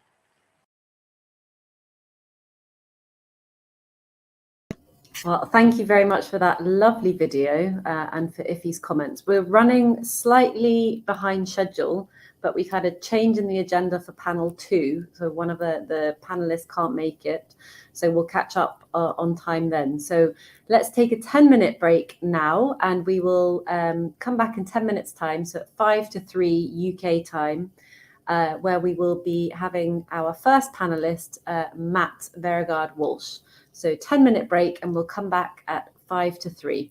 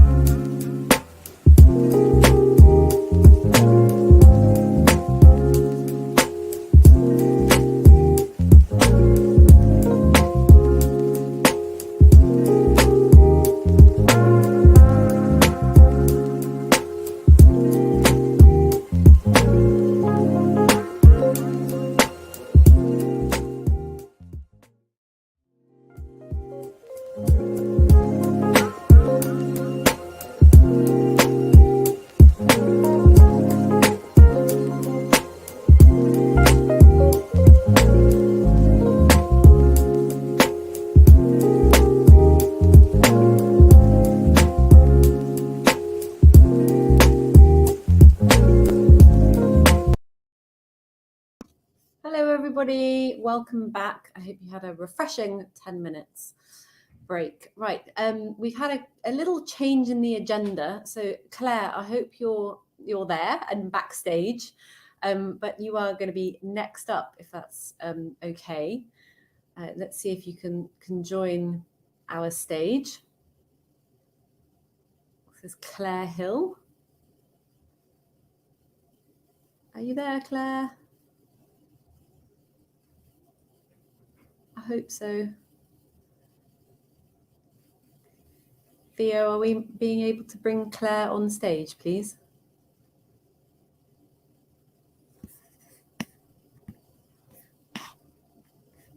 Okay, so apparently Claire is not at her computer now, but do we have Jillian? Could we change to Jillian? We'll just change the order around a little bit. Jillian, are you there? Could we invite Jillian to the stage, please?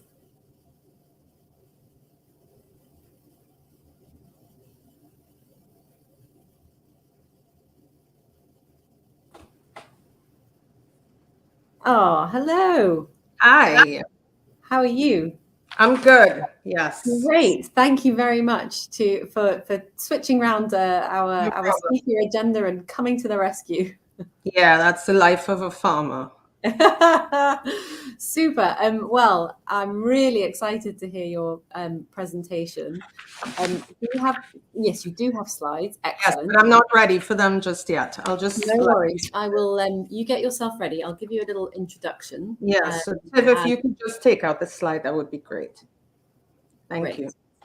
So everybody, please welcome to the stage Jillian Goddard, who is the convener and co-founder of the Cross-Atlantic Chocolate Collective, which sounds unbelievable. I mean, it just sounds so delicious. It's making me dribble already. This is an organization dedicated to eliminating the gap between cocoa growers and chocolate makers by sharing their information, insight, skills, support, and encouragement. Their innovative model enables members to cultivate the fruit, process the beans, temper the couverture, and sell their own chocolate.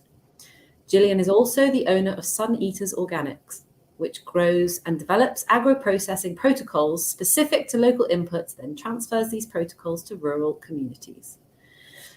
Jillian is experienced, she is an experienced organic farmer, and she's skilled in biochar production. Gosh, how cool. I don't often find that many people that are into their biochar. I'm excited to talk about that. And also polyculture, agroforestry, and artisanal agro-processing, and the development of organic agriculture businesses. Jillian, if you're ready, I will ask you to take to the stage with your slides.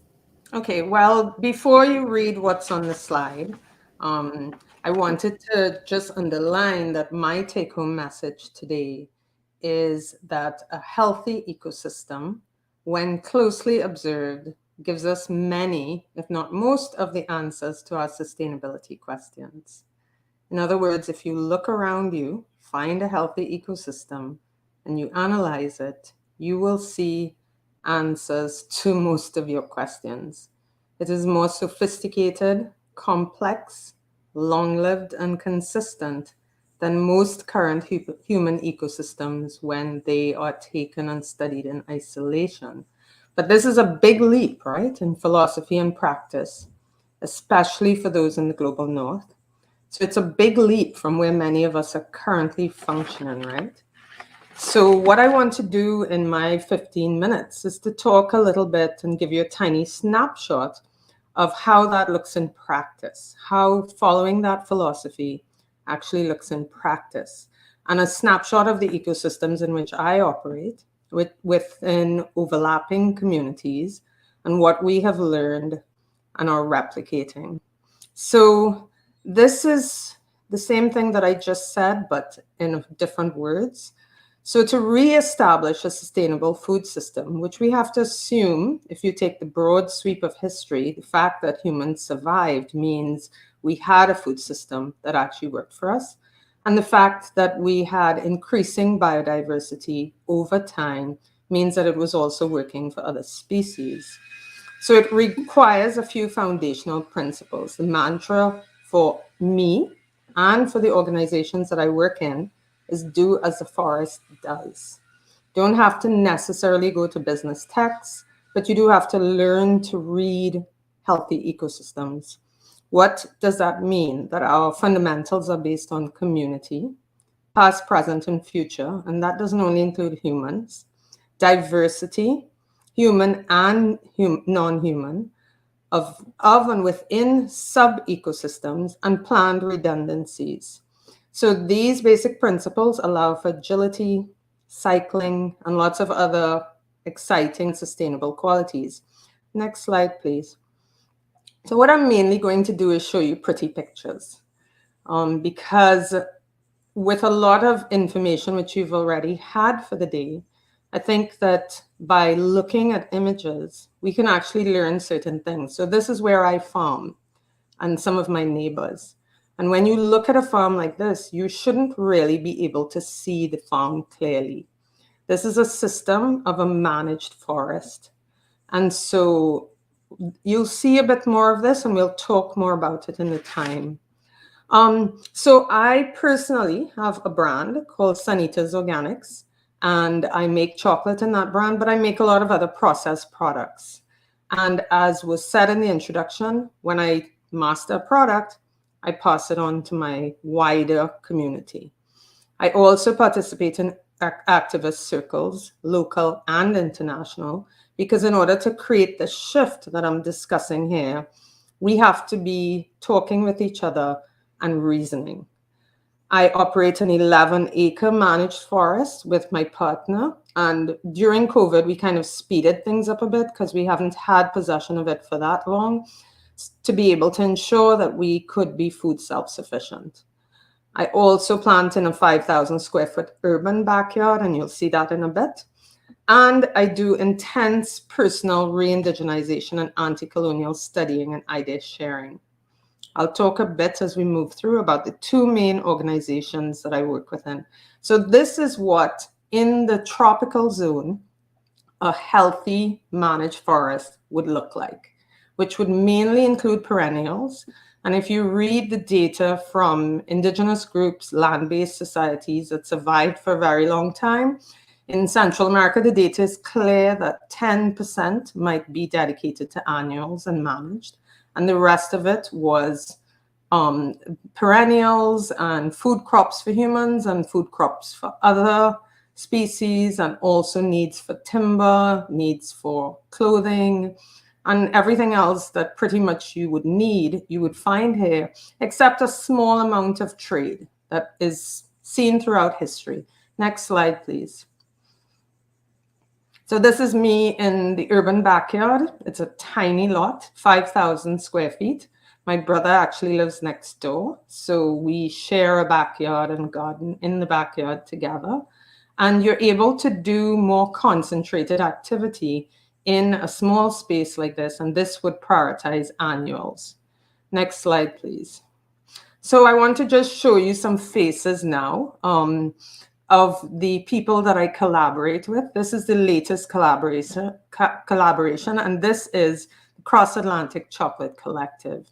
We started casually last year in August, myself, which is in the upper left, reaching out to Wazy in Malawi, who is the two away from me in the top row in the white shirt, and just chatting with each other. She was farming cocoa in Malawi, and I reached out to her and said, hey, you want to learn to make chocolate? And she was already a bit on the journey, so we worked together. The group now is about 9 months old, and we have people from 9 African countries, 5 Caribbean countries, a US African Heritage Network that links with us. So in a sense, it's a bit of a Pan-African cocoa and chocolate network. We're self-funded so far, and we put out a sample product 3 months after we started. Of course, that was pretty complicated. We had to buy small machines, ship them to about half of the countries. About half of us were already making chocolate in the global south.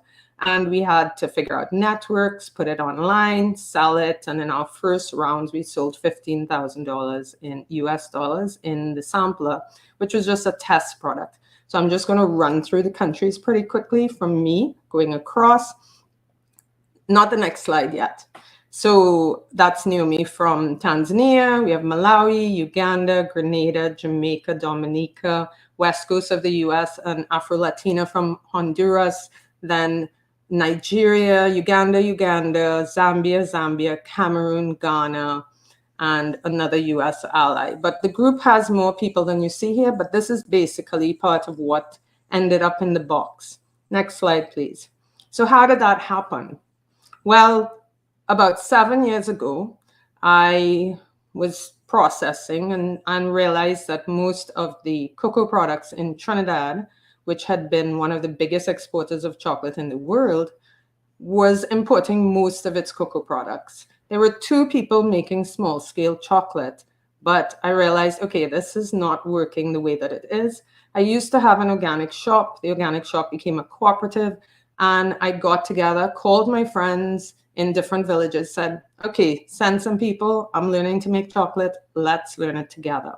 And so now this is part of the group, and what you'll see between the faces is different forms of cocoa, chocolate, I'll talk a bit more about the way that it's set up in a bit, but we've reached a point now, we have an NGO to ensure that we have the capacity to support the LTD company, which does distribution, marketing. We have a shop and a cafe, and we also have a conservation NGO, because without a healthy ecosystem, this is not going to work. We have a CSA, which was incredibly helpful because during COVID, all our tourism money from chocolate and cocoa went away, and we were able to rapidly scale up and maintain our revenue. We're in 4 villages in the Caribbean, in Trinidad, 2 in St. Lucia. We have an affiliate in Guyana, an on and off group in Tobago, and then we interact pretty heavily with the national urban setting. Next slide, please.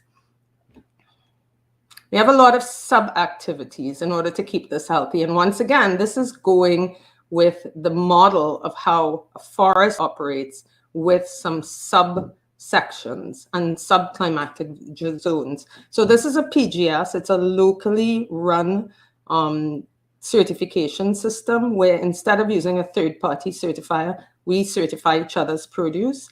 And what the advantages to this is that we also meet regularly, we chat together, we have Zoom calls now because of COVID. This all started during COVID. And we support each other with farming, and we plan out what we're going to plant for the CSA system. And we focus heavily on perennial eating, even though in the pictures I noticed that it was mainly our annual crops, but it's not easily possible to maintain sustainability with a heavy emphasis on annuals. And that's a place where I see the gastronomy sector can really go astray, because it's not in the interest of farmers for most of our food to come from annuals. Next slide, please. So we get together, we farm together, we learn about different things. We do biochar workshops, composting workshops. We talk about indigenous farming. We talk about permaculture and how that comes out of the indigenous system and what are the parts we want to keep and not keep. So this is a really supportive community-based way for us to have chemical-free farming, and mainly in that case using on-farm inputs. Next slide, please. This was a class we did with a group in Denmark where we sent some chocolate to them and then spoke with them about food systems, and they created a zine. So why this? Now, in most natural ecosystems, you'll see that there are visitors. There are migratory birds. There is water that comes from other places. So it's pretty natural in a forest ecosystem for there to be some larger global interaction, not just local. And so that's one of the things. Yes, we are focused on local, but particularly where the healing of the ecosystem is required, we utilize global systems to re-even out and create equity in resources. So this is one of the ways that we do it, teaching classes and giving chats to people and explaining what our situation, and talking a lot about global south, global north equity. Next slide, please. So one of the challenges with projects that look like little projects is that because the ecosystem is actually designed in a way that creates obstacles for the little projects, we end up having to create entire ecosystems. So I'm sharing with you our current organizational diagram for Cross Atlantic. You would think, looking at the brown circle in the top, that's the producer hive. You want to make chocolate and be able to make a decent living instead of the situation that currently exists, which is incredibly exploitative and is not really possible for most farmers to live on what they make. Well, you got to produce. So it would seem that would be, okay, let's do skills transfer, but it doesn't quite work like that. So we've created a kind of a mothership where we sit down and we work on designing these types of plans. Right now, we actually have incorporated in the United States. We have to do open bank accounts. We have to send machines to each other. We have to think about funding. So far, the project is completely self-funded, and the ARC project is minimally externally funded because as a farmer, I know that you cannot sustain resources from the outside indefinitely. So you really have to make sure that any resources coming from outside, you're able to multiply them easily and use that to keep yourself going. So in this drawing, from the mothership where a lot of the decisions are made, we're set up as a cooperative. We develop the producer hive. We're going to have to move some of that material, right? Because there isn't currently economic equity in the global north and south. So for chocolate, we are developing a system with alternative transport, which will probably take 3 to 4 years, where we're developing a cooperative to use sailboats and alternatively fueled, non-fossil fueled ships. We have a chocolatier hive, that's the big purple circle down at the bottom. So we are training chocolatiers, mainly African heritage at present, in the United States to then take our product and take it to the final stage. We are developing the wholesale network, so we already have the product in some shops. We are eventually developing a cafe network. And then we also, from the sales ship, you'll see we have direct sales. So we have a website, easy to remember, called chocolaterebellion.com. So if you forget, just try and remember those 2 words together, chocolaterebellion.com. And that shows the work in the Caribbean and also the global work. And on the upper left, you'll see experiences network, because what has become clear in chocolate is that that's where the profit lies. Next slide, please. I think this may be the final slide. So in this slide, what you see is rekindling of the indigenous ways of using cocoa. Chocolate really came about during chocolate as we know it came about during the colonial period, because the last stage of chocolate making, you require temperatures below 20 degrees C to be able to temper the chocolate. So yes, we make chocolate, but we also utilize other things. We mix cocoa with corn, which is very traditional, with ruku or achiote, with the leaf up on the top, which is an hoja santa leaf. And now that about 70% of the cocoa is grown within the continent of Africa, mainly in Cote d'Ivoire and Ghana, we both have people from both countries in our network. We are also going to incorporate those ingredients. So this is the end of the slide. So you can actually close that off and I come back on the main screen. Wow, Jillian, that was a tour de force. I'm blown away by your, by just you, I think, and then bringing all these fantastic people together and what you're up to. This is absolutely incredible stuff. Thank you so much for sharing. I'm really looking forward to speaking to you a bit more in the Q&A section. I'm going to do a swift move on to Claire Hill, who I will invite up to the stage now. Hi, Claire. We can't hear you. Can you unmute, please?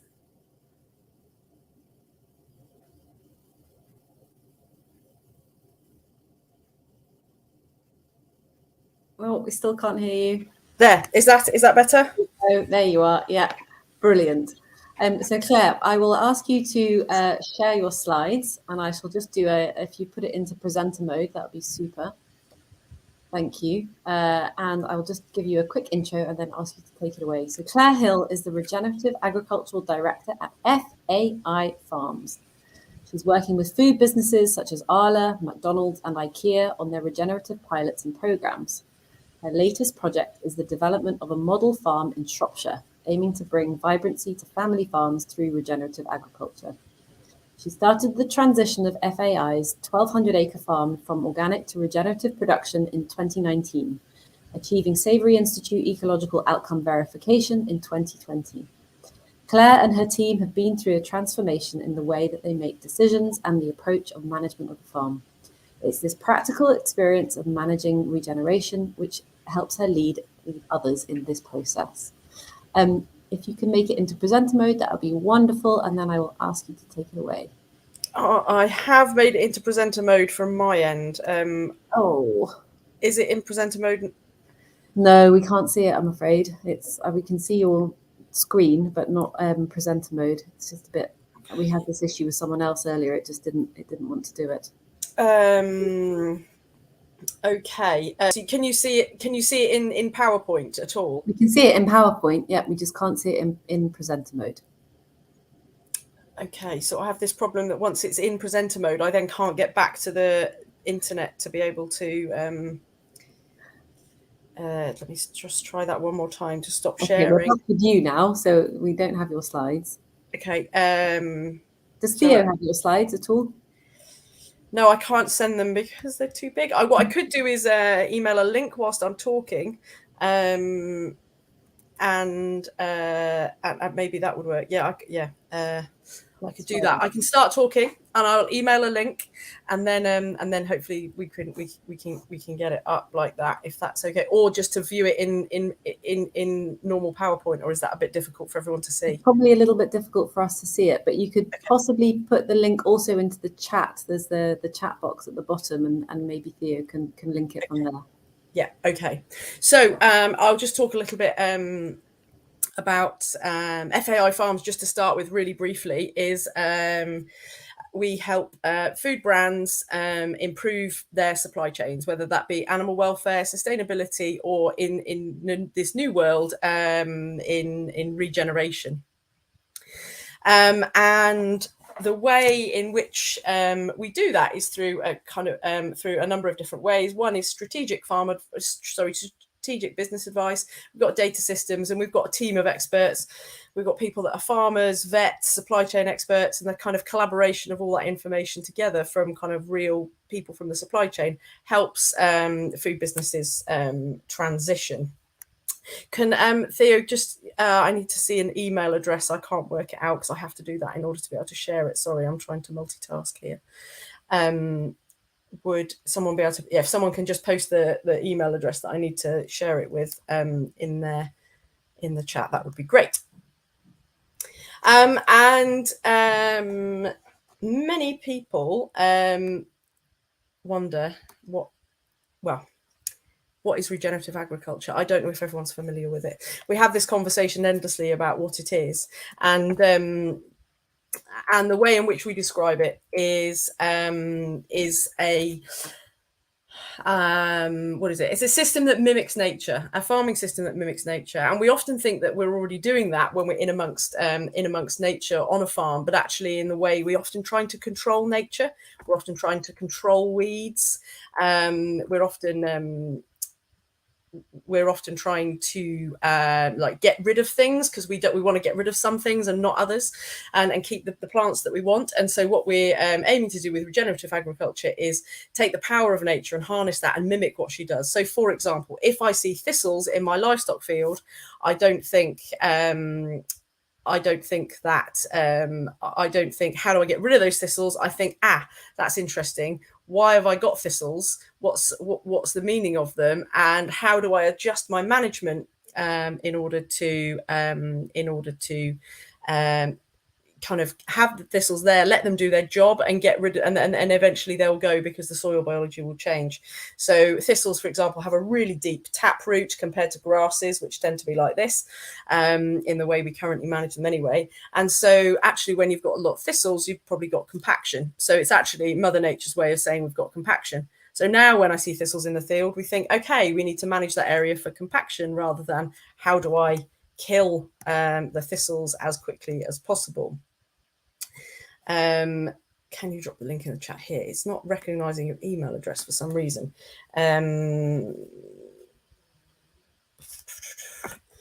So I shall carry on. Here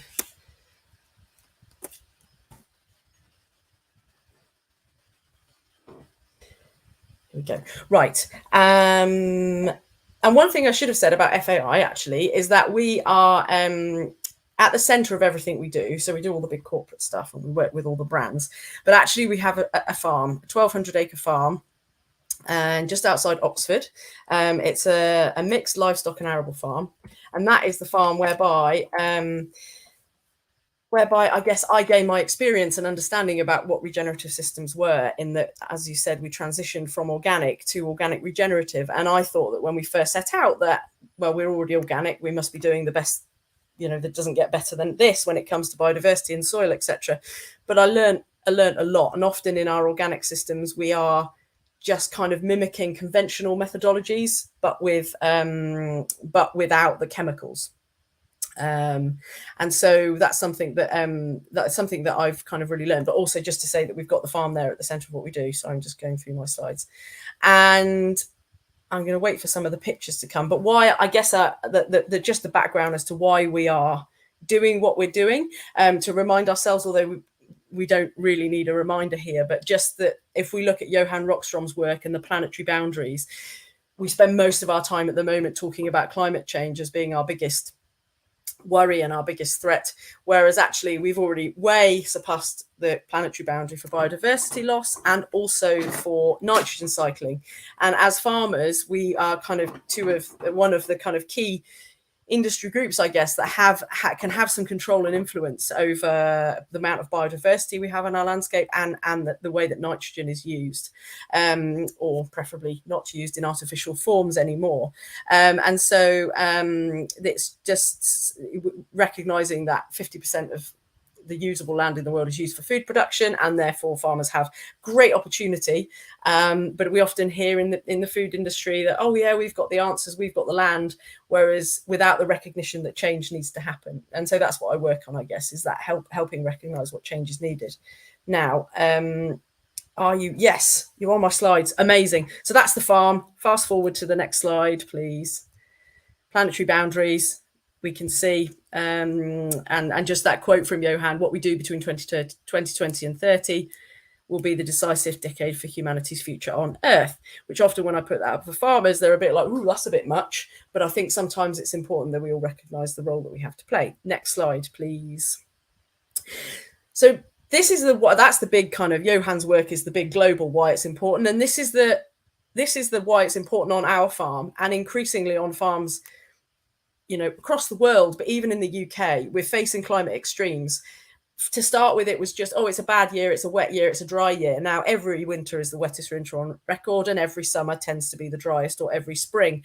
And we're seeing this move away from the predictable climates that we thought we'd see. And of course, when you've got this happening on your farm, then that is much more difficult to deal with and affects the way that we plan. I love the title of this conference being about planning, because one thing that I think that we don't necessarily do in farming enough is plan well, or design. We don't use design. We just kind of do what we like, if we like cattle farming or dairy farming, or we do what our family did. We're not necessarily looking at the landscape and the ecosystem and thinking, how do I best mimic nature in this area in order to make the best from it. So that's just a really for me, it was really interesting that the title of the conference was about planning. But if we go to the next slide, so this was one of my defining moments. That you can see that wet picture previously was pretty common on our farm now. 50% of our farm, so 600 acres, goes under every winter now, and it used to be like 1 in 10 winters. Now it is every winter for multiple belts of time. It might dry up for a bit, but the rain comes back and then we go under again. And then it was a couple of years ago at lambing, which is in April, and we'd had the wettest winter on record, and the farm had looked like the previous slide. And then at lambing in April, it looked like this, and all the cracks were on the ground already. And I was like, where has all the water gone? So that's when I realized that we needed to do something different about the way in which we managed our land. Next slide, please. So I've skipped around a bit, but just regenerative agriculture, a system of farming principles and practices that increase biodiversity, enrich soil, improve watersheds, and enhance ecosystem services. I think I've said a bit about that. So we move on to the next one. So how do we do it? What are we doing differently? Majority are, well, we changed our grazing management. I mean, we did lots of other learning about holistic thinking and everything else, but in the main, practically on the ground, what do we do differently? We graze differently. So we used to set stock graze where the animals were turned out and would be in fields for weeks at a time. We did actually go through a transition then to rotational grazing, and where we were moving animals around more quickly. They were in, we split the field using electric fences into smaller cells, and they were in those fields for only a day or two, but we would cycle them back round quite quickly. So we were trying to maximize the utilization of the grass that we got. And we grew a lot more grass. Like, it was a really good system, productivity wise, less inputs. And we see that consistently across farms that implement this, even when they're not organic. They're using less fertilizer, less bought in feed, and can increase their stocking rate. So that is a great sustainable, a better, more sustainable grazing system, because you can get more from less without the usual sustainable intensification model that you need to get more from less. But what we've done is taken that a step further and moved to regenerative or adaptive multi-paddock grazing, or holistic plan grazing for those that are familiar with the Savory Institute. And adaptive multi-paddock grazing is effectively a large group of animals in a small area of land for a short period of time, followed by a long rest period. And the idea is that we mimic the behavior of buffalo and bison when they roamed, where they wouldn't come back and keep regrazing the same land. They would move on to somewhere else in search of water or more food. And that land would get an intensive graze, trampling organic matter back into the soil, feeding the soil microbes with urine and dung, and then leaving it for a really long time to let it really rest and recover, because we know that what's above the ground in grass length is below the ground in root length. So when we're constantly grazing grass like this, like we mow our lawns, we only ever have short roots, and we need deeper roots for better water infiltration, better mining of minerals, etc., etc. It's better overall soil health. Next slide, please. I'm conscious I'm running out of time. So I was just going to say on this picture is that, so this is a better example of a mob. They're standing all together. We don't keep them that tight. They've got about 10 times that space to roam in, but they're all stood together on that day, probably because we're about to move them into the next cell. My key reason for showing this slide is that often when we're talking to farmers, they don't like it because it looks messy. And this is one of the mindset shift elements that we need to get our head around when we're thinking about systems that mimic nature. Nature doesn't do neat. It doesn't do straight lines. Nature does messy, because it's about lots of interactions. So I show this slide quite often just to show this long grass, and most farmers have a heart attack over it. But we graze that, and we leave about 50% of that material behind, because it acts as solar panels to grow more grass, and it keeps the ground covered to prevent evaporation. Next slide, please. And then this is just another one to talk about what we mean by, I guess, sustainable and regenerative. And we kind of look at it as this sliding scale, because I don't think there is any end destination. We don't really know what it means to be, when do you get the tick to say that you are fully regenerative, or that you can do no more. I don't know if we'll ever get there. I know that what we know, there are lots of signs that we can look for land to be regenerating, and we kind of we're just trying to encourage everybody to move up this scale. What's quite interesting is that when you put this up sometimes and ask people to pitch where they think they are now, in the main, even in organic farming, we are in this sort of lower conventional nature friendly block there. There's very few farms that have actually achieved net zero. And in the main, we're in this kind of making space for nature paradigm, where we say we're going to do farming here and nature over here. Whereas in regenerative agriculture, we're saying, well, why don't we just do nature everywhere, but also do productivity everywhere? Because actually nature is very productive if you kind of work with it rather than against it. So in the main, what we're doing when we're talking about transitioning people to being regenerative, it's just slowly making small steps, or some large steps, up the scale to a system that is summarized as putting back more than it takes out, because in the main, most of our systems at the moment are still extractive in their nature. Not intentionally, not that farmers get up in the morning to think, today I'm going to mine my soil, but just the system that we've been kind of told is best practice, and the focus on yield and everything else has led us to end up in that position. Next slide, please. So coming back to my point about planning, I love this. I love that question. What are we planning for? And I think maybe definitely, I don't think maybe. What we need to move from is planning for yield, and we need to move to planning for health. I heard talks earlier about flavour and taste, and we lay that up as well with nutrient density. There's increasing research to show that, you know, most of our food now doesn't have the nutrient level in it that it used to, because of intensive agriculture has kind of stripped out the soil health, and therefore that has reduced the nutrient density of our food. And if we as farmers just, you know, and the whole food supply chain just targeted ourselves on health per hectare or nutrient density per hectare, how that would change the face of our farming system, because our monocultures would go away and we would end up with layered stack systems. So imagine the top field without the sprayer, but with trees and growing fruit and shrubs and possibly nuts, but also timber and browse for animals. And you could have cattle, sheep, poultry, all of those things stacked in that space. So we often think about yield at the moment is about like how many of one thing can we get from that field. Actually, we'd be like, how many layers of things can we get?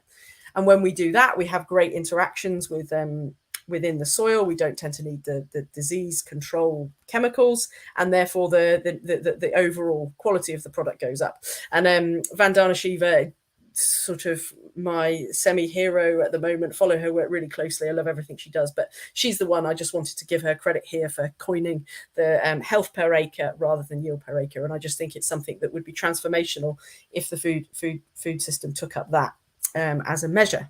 Next slide, please. And I think it's my last one, so we're nearly there. But what are we currently planning for? Most companies that I work with are planning for carbon. And the one thing that I always put up is this slide to just say we just need to make sure that we focus on everything else that's happening and not just carbon. Now, carbon is a really good lens into everything else. You know, better soil, healthier soil tends to have more carbon in it. So that's a good thing. But also that if we just focus on carbon and carbon targets, then we kind of forget everything else that's happening. Good example would be in livestock production. It would look at them, if you did a pure carbon footprint, it would look like intensive chicken is better than cattle, for example, but actually cattle is part of an ecosystem interacting with that landscape like we're doing on our farm, and that you're getting lots of ecosystem services coming from that. Then you're not getting that when you've got a chicken in a shed eating soya and grain from everywhere else. They might look very efficient and it might be very good from a carbon emissions point of view, but it doesn't sell the whole picture. And in fact, the report from the Sustainable Food Trust that came out this week talked about actually starting for the first time I've seen that acknowledged somewhere that actually beef and ruminant animals at the same level, but a lesser consumption of pork and chicken in the intensive systems will be better for overall what we're seeing. And then I think one more quick slide. Is that my last one? That might be my last one. Yeah. Oh no, just this one. And one key message, I guess, for me is at the moment I spend a lot of time with people talking about system tweaks. So it's like, oh, well, if we just change that, or we just change this little thing, we need to get our heads around the fact. I think that we need a system shift. And I love to show this slide, which just shows that one thing that we can do is to cover soil. And if we cover soil, look at the temperature difference. Therefore that leads to better productivity. Yeah. And what does regenerative business look like? Because we often talk about regenerative farming, but actually we all need to think differently. And that is about food businesses throughout the supply chain. Super. Thank you so much, Claire. That was fascinating. A huge amount of food for thought, very much so. But you haven't heard that one before. And a lot of links there with what Jillian was talking about before. So I think we're going to have a really vibrant Q&A. Thank you so much, Claire. That was really fascinating. And thank you for persevering and multitasking. Yes. For the talk. Absolutely stellar work there. I will invite Iffy to the stage now, who's going to talk a bit more about the work of IntelliDigest. Hiya, Iffy. Nice of you to join us on the stage. I'll just give you a little introduction. So Iffy is first and foremost my friend, but more importantly, she holds a PhD in environmental engineering, and she is the founder and CEO of IntelliDigest, a company that's really on a mission to empower global food sustainability, eliminate food waste and zero hunger, and improve access to nutrition for everyone through technology, innovation, and capacity building. IntelliDigest applies cutting-edge technology such as artificial intelligence and enzyme engineering to make the food system more sustainable by eliminating edible food waste and converting inedible food waste at the earliest possible time to bionutrients and sustainable chemicals for the food system.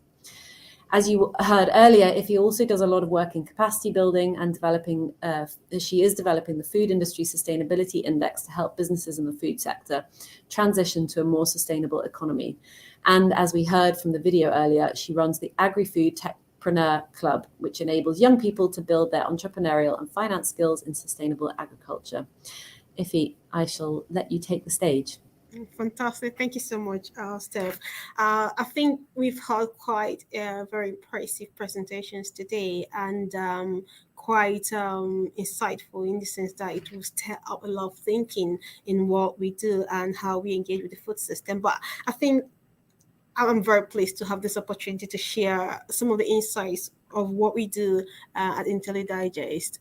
First of all, looking at the global inflation rates, which have risen since 2020, we know that we face in a situation where we need to help people have access to good food in the most sustainable way, because fundamentally people are struggling with being able to access the food they need to eat, because in the midst of this inflation, there's so many other things that's demanding for the resources, the limited resources that they have. So my question will be, what is the state of our food system today? So currently, as Steph did provide insight in when we started, I'm currently based in the UK. And if I think about what's the state of food system in the UK, I know that 1 million UK adults go entire day, that's the news, without food in cost of living crisis. That comes back again to the inflation issue that we have. We've also, been aware that based on climate change issues, there's been outbreak of avian flu, which meant that most of the chicken we're not able to be allowed to be free range, which means that they have to be caged, and that means we no longer have free range eggs in the UK, and that is really a big problem.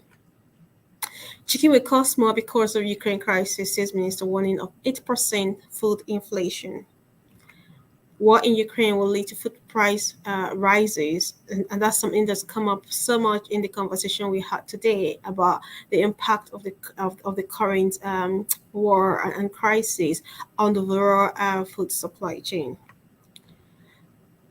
The 3 F's why UK farmers fear the soaring cost of fertilizer, feed, and fuel. This very much connects with most of what Clay is talking about, what we need to take on regenerative agricultural practices, because then farmers will become more reliable. They won't have to be reliable on having to bring in a lot of feed into the farm, but they can actually sustain the farm more efficiently. And I think this also came out in terms of what Jillian did say about how they were engaging with the chocolate factory. I think there's a lot of issues around obesity and why we need to, be able to manage ultra-processed food and junk food and how much of that we consume. Very controversial topic, indeed, in this case. Then the cost of living crisis, line on food handouts and moving countries, still coming back to the impact of inflation on how much you can access food. Cost of, living rise in food export, costs, packs, concerns. Now, these are some of the food sustainability challenges we have currently within the UK, where I'm currently based at the moment. For me, I think just to help us bring in some stimulation in the conversation, I would like you to just put in a chart, what is the state of the food system in your country? What was the biggest challenge you are witnessing around the food system, where you are, where you're staying, or some of the countries that you visited? What are the food system challenges that you are kind of come across and witness? I'll just give us some few seconds to think about it. Just a moment of reflection on what the food system means for us within our society and where we live. Just want to see some things popping up in the chart.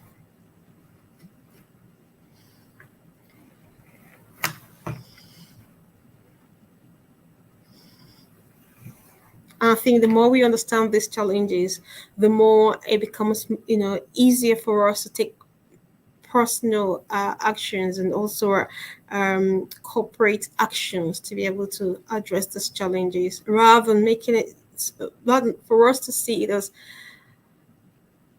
this is a problem and there isn't anything I can do. I think the more we think about it, the more we have a sense of ownership on what we as individuals and organizations could actually contribute to addressing food sustainability issues.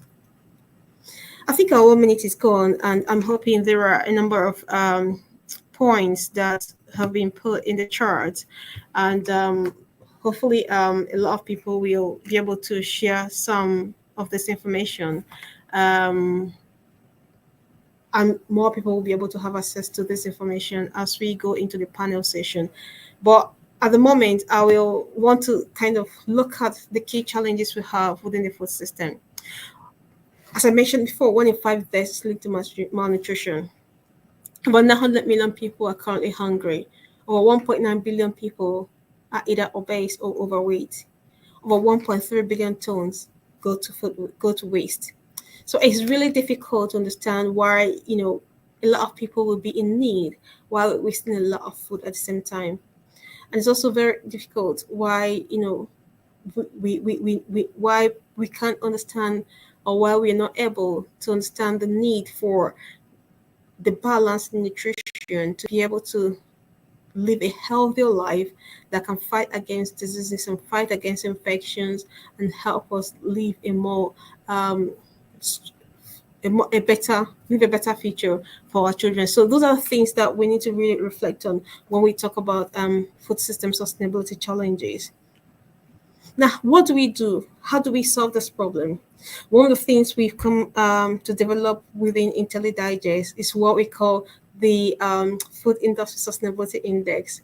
We've built this up based on the 6 pillars of sustainability, which is purpose, people, partnerships, and peace, and then prosperity. And what we try to encourage every stakeholder in the food system to be able to look at how they engage with these different key pillars of sustainability and how that defines their approach as a business within the food system in ensuring that they uphold sustainability across the different things they do. So it's about how you treat the people you work with, the purpose which you bring on. What is your purpose as an organization? What drives you? What is the key thing that defines your organization? And this is really important, that as farmers, as food processors, as food producers, we have a key purpose that drives us. And that key purpose should be to ensure that whatever we're doing is sustainable and we can provide good food for all. But the way you coin that as an organization could be quite different. And that should live out across your organization and be demonstrated across your organization. And also, I think I really love, some of the things that Jillian and Claire has really talked about in terms of partnerships and how you work with different organizations. That's really bringing out that practicality of how you engage with different organizations to drive partnership. And I think that has come out clearly also in the Global Agri-Food Techpreneur program, which we have run, having to work with the Royal Bank of Scotland and also with STFC Food Network to ensure that young people can meaningfully engage with the food system. But really something that's very important is that businesses and farms and stakeholders in the food system should understand that for every organization, our impact, wherever we do, has an impact on peace within the society where we're working. So putting that in mind and in the way we engage is very fundamental, and will help us to think about, the war and the crisis that we have. Could it be mitigated if businesses can become more conscious about what they do and how that has got impact within the society? A very crucial issue that every business should have at the forefront to ensure that they are driving positive impact within the societies where they engage with. And this comes again to some of the things we heard about local food production, local supply chain, helping to make sure that your business have a positive impact within the society where you do business. And ultimately, carbon, planet, we need to make sure that that works for us. So thank you so much. It's been a fantastic event today, having to look at how we can plant a more sustainable food system. I think we need to really ensure that we do plan and we do ensure that what we do is really sustainable. So I think Steph is here telling me to wrap up, and I'll have to call it a stop here, but really passionate about helping to ensure that we have sustainable food system and we can get you more passionate. Never. I mean, come on, I would never have guessed that from your presentation. Theo, can I ask you to bring the other speakers back onto the stage, please? Ify, thank you so much for that really very passionate and really insightful showcase from you about the wonderful work that you're doing at IntelliDigest. Wow, I mean, I really am. I just feel very privileged to be on the stage with the three of you, because I think the work that you're each doing is just absolutely phenomenal. And if we could multiply and scale you up, we would absolutely have a much better planet that's in a heck of a better state than it is at the moment. One of the things that I'm really struck by is that I'm sure in our audience, we've got a lot of young farmers and agriculturalists and entrepreneurs. And so I was wondering if I could ask the three of you, starting with Jillian. I mean, how did you really start in your journey of kind of agriculture, but also this very particular style of kind of regenerative and nature-based farming? What was your kind of early stage in interest in it, and how did you kind of develop that?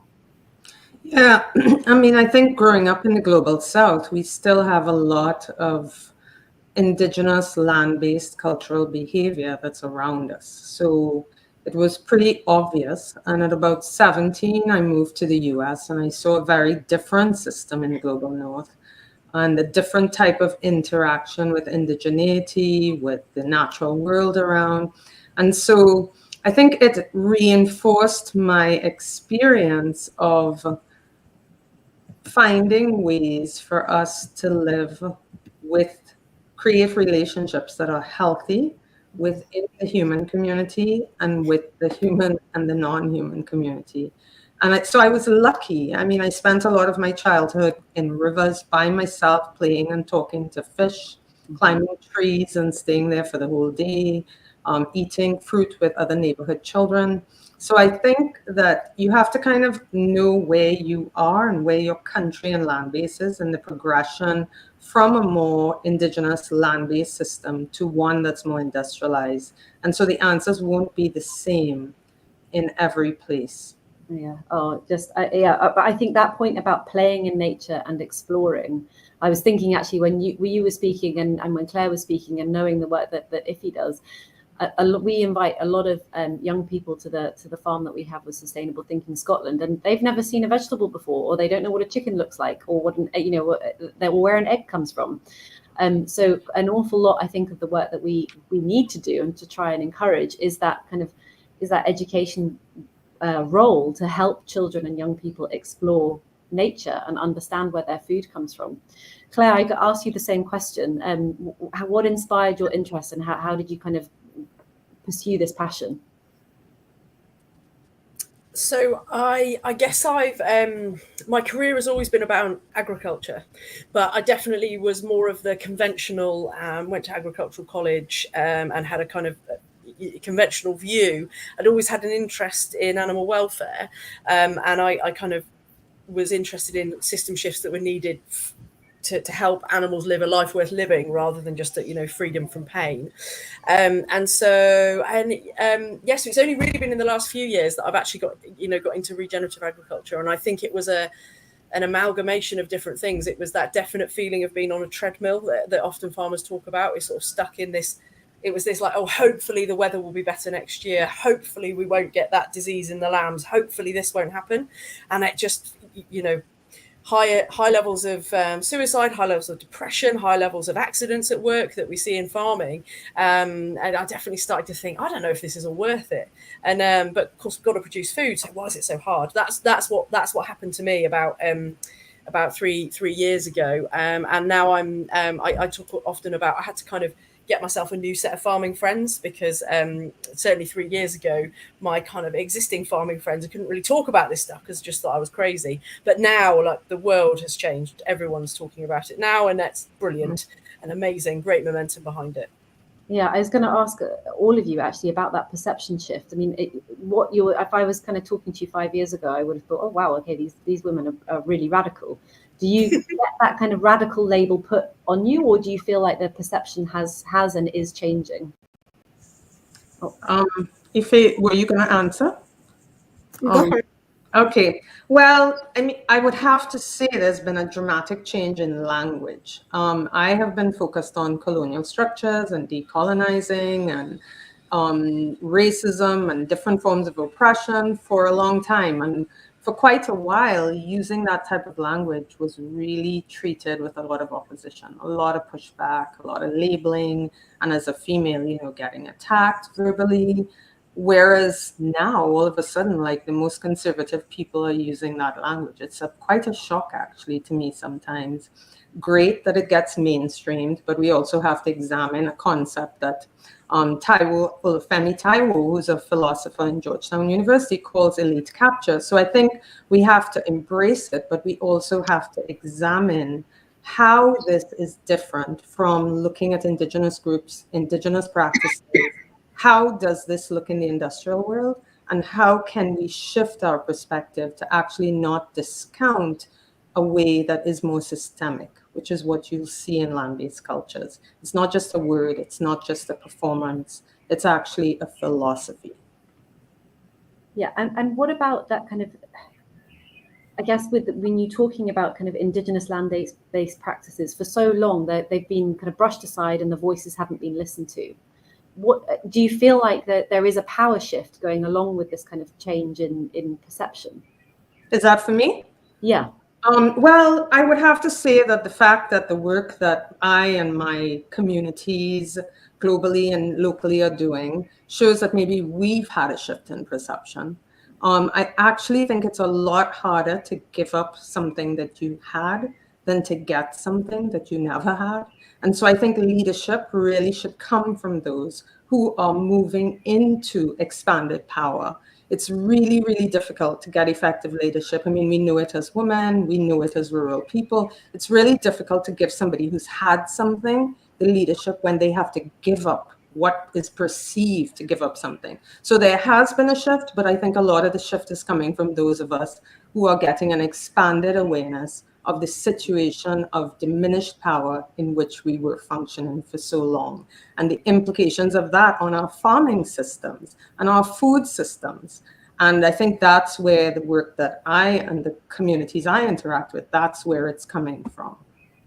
Ify, what about you? I mean, you've done a lot of work in this space for many years now. Like, have you also seen this kind of similar shift and transition over more recently in terms of kind of more sustainable thought practices and thinking kind of more ecologically?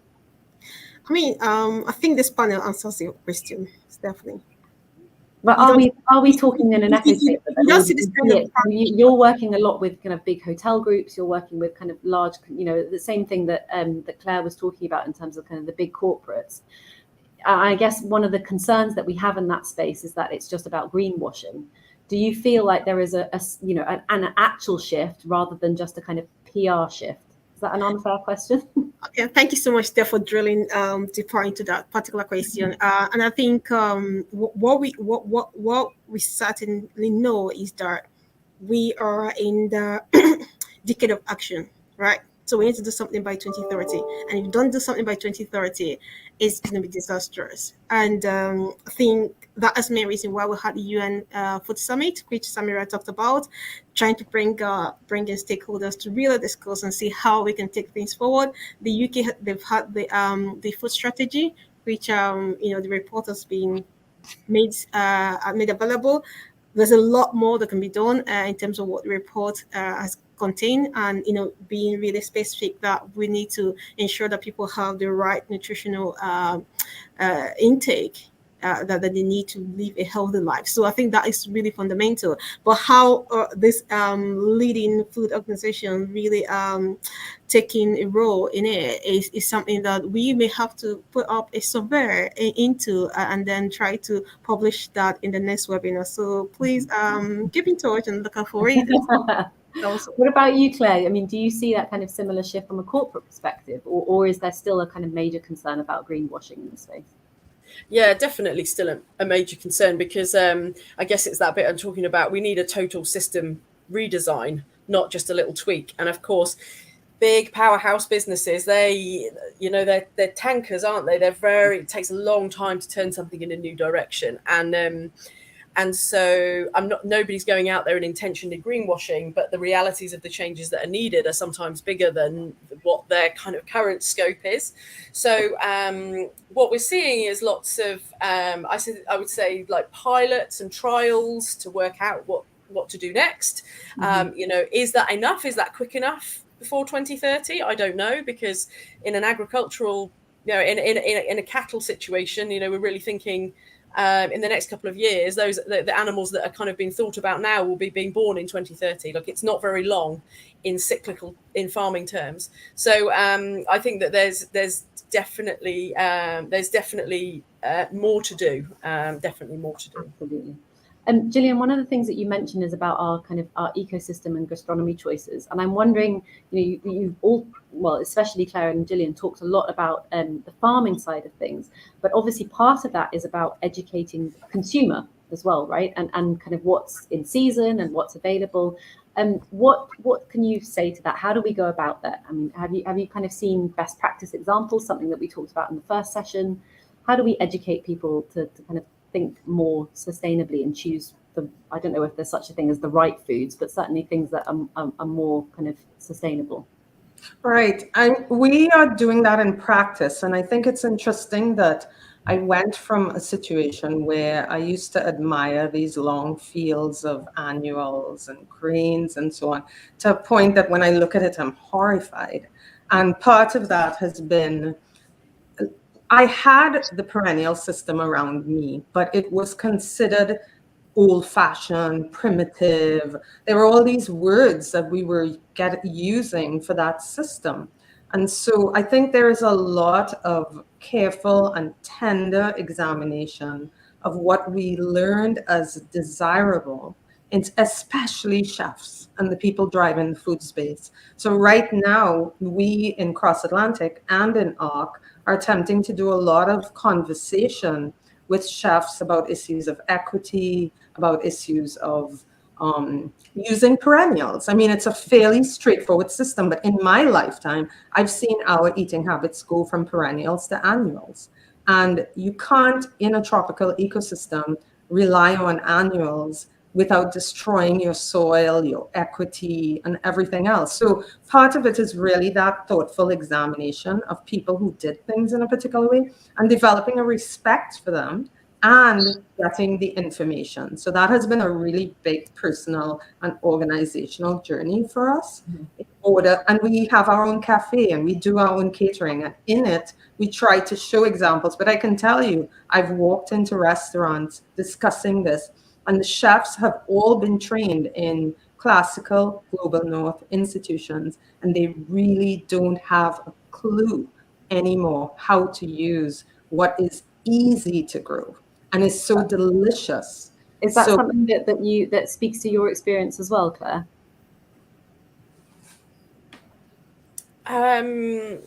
Yeah, I think so. I think there's definitely, my friends just finished a thesis on this exact thing, and that there's still a massive gap between understanding of it. But I think we talked about seasonality for a number of years and trying to eat more in season, but I think it's a step on from that now, and I would say that perennial agriculture is relevant even up here, because we're having the same problems. We're just a bit further behind, and so annual agriculture to be relied on long term, and for the world, we're at risk, aren't we? 5 grains or whatever it is that we rely on, we need to move away from that. So I think it goes beyond that, but I do think the nutrient density and flavor is key to unlocking maybe that, because this is such a big complicated message for everybody to get their heads around. It is, and I think in the UK especially, certainly a lot of the movements that I've seen around kind of eating seasonally, especially from a restaurant perspective, the cost price of that tends to be so much more than low cost food that it really becomes the preserve of a very small percentage of people. So Iffy, I don't know, in the work that that you've been doing, you've been working with a lot of charity groups around, well, where we are in the Edinburgh area, in terms of trying to kind of widen the boundaries, I guess. And there are quite significant hurdles to good quality food here in terms of financial barriers anyway. Absolutely. I think really looking at how people can have access to the right food that provides them the right nutrition in the most sustainable way is fundamental, and is really important that we have to drive that forward for the future. In like Jillian said, seeing that field with just this monocrop, it's really a painful situation because we're just destroying the soil. And what we need to do is have this more kind of improved food production, regenerative agricultural practices. But how do you get that to happen? That's one of the things we try to do at IntelliDigest, just engaging with local farmers. We've developed the meal plan, which is part of the World Food Tracker platform. When you say to people, can you just plan your meal for 6 months? They go like, that is impossible. I can't do that. I want it on time, real time, just now, what I want, I need to have it. That's what we live in. And what we're trying to do is help people to think about, if you can do this for 6 months, it helps that farmer to think about how, okay, I know there's someone who's going to use this. I can plan how I grow my food and becomes more sustainable. The challenge is that currently farmers depend on the current supply chain. The current supply chain means that they have to grow this in a certain way and supply to this supply chain. And if they don't do it, that means they don't have the money. And they're so dependent on the supply chain that it becomes so difficult for them to think about doing something a bit different way. And that's why I love when I see farmers who decide, okay, really, I'm going to take this challenge on. I'm going to do it right because I know it's good for the soil, it's good for the environment, it's good for everybody. It's going to improve the quality of the product I'm going to have. And those are the farmers we really want to support. And we also want to support consumers, everyday person, to know that they can contribute to addressing the food sustainability challenge. Only if you can plan your meal, you can empower the local farmer to do the right thing. So that is the approach we take into it. People think it's difficult. We developed an algorithm that can help you do that a lot more easy. So that's the importance of technology helping us to adopt sustainable practices. And if you've not got in touch with the World Food Tracker, please do download it, sign up for it, and really make sure that you start planning. Plan. Well, I think planning might be our takeaway from this afternoon's session. I mean, that seems to have cropped up in an awful lot of the talks that we've had. I've just looked at the clock. We're already 2 minutes over, and this afternoon is just absolutely whizzed by. I have to say a massive thank you to all of the speakers, because it has just been such a wonderfully rich, very thought-provoking, and hopefully a change-making afternoon. I would ask all of the speakers, if you're on LinkedIn, please connect with IFI and IntelliDigest, and if you've got, just write a comment underneath the session today, so that everybody who's online can see who you are and can find you independently if they want to. And Claire, I 100% agree with your point about the focus on carbon. It drives me up the wall, and so I'm going to chase you for your slide on that, because I'm going to reuse it in everything that I do. But I am very, very, very. I'm sorry about the comment there from Professor Adeloyo, who says that he says that the discussion's been monopolized by the speaker and the moderators. I'm sorry that you feel like we haven't been inclusive enough. But I wasn't seeing that many questions coming in, particularly on this session, which has surprised me, because I thought it was just absolutely superb. But apologies to you if you felt excluded in that. That certainly wasn't the intention. But very, very massive thank you to all of our speakers. Thank you to Iffy and Theo for arranging. And I hope to either connect with you or meet you in person at some point in the not too distant future. So thank you very much, everybody, and have a great weekend.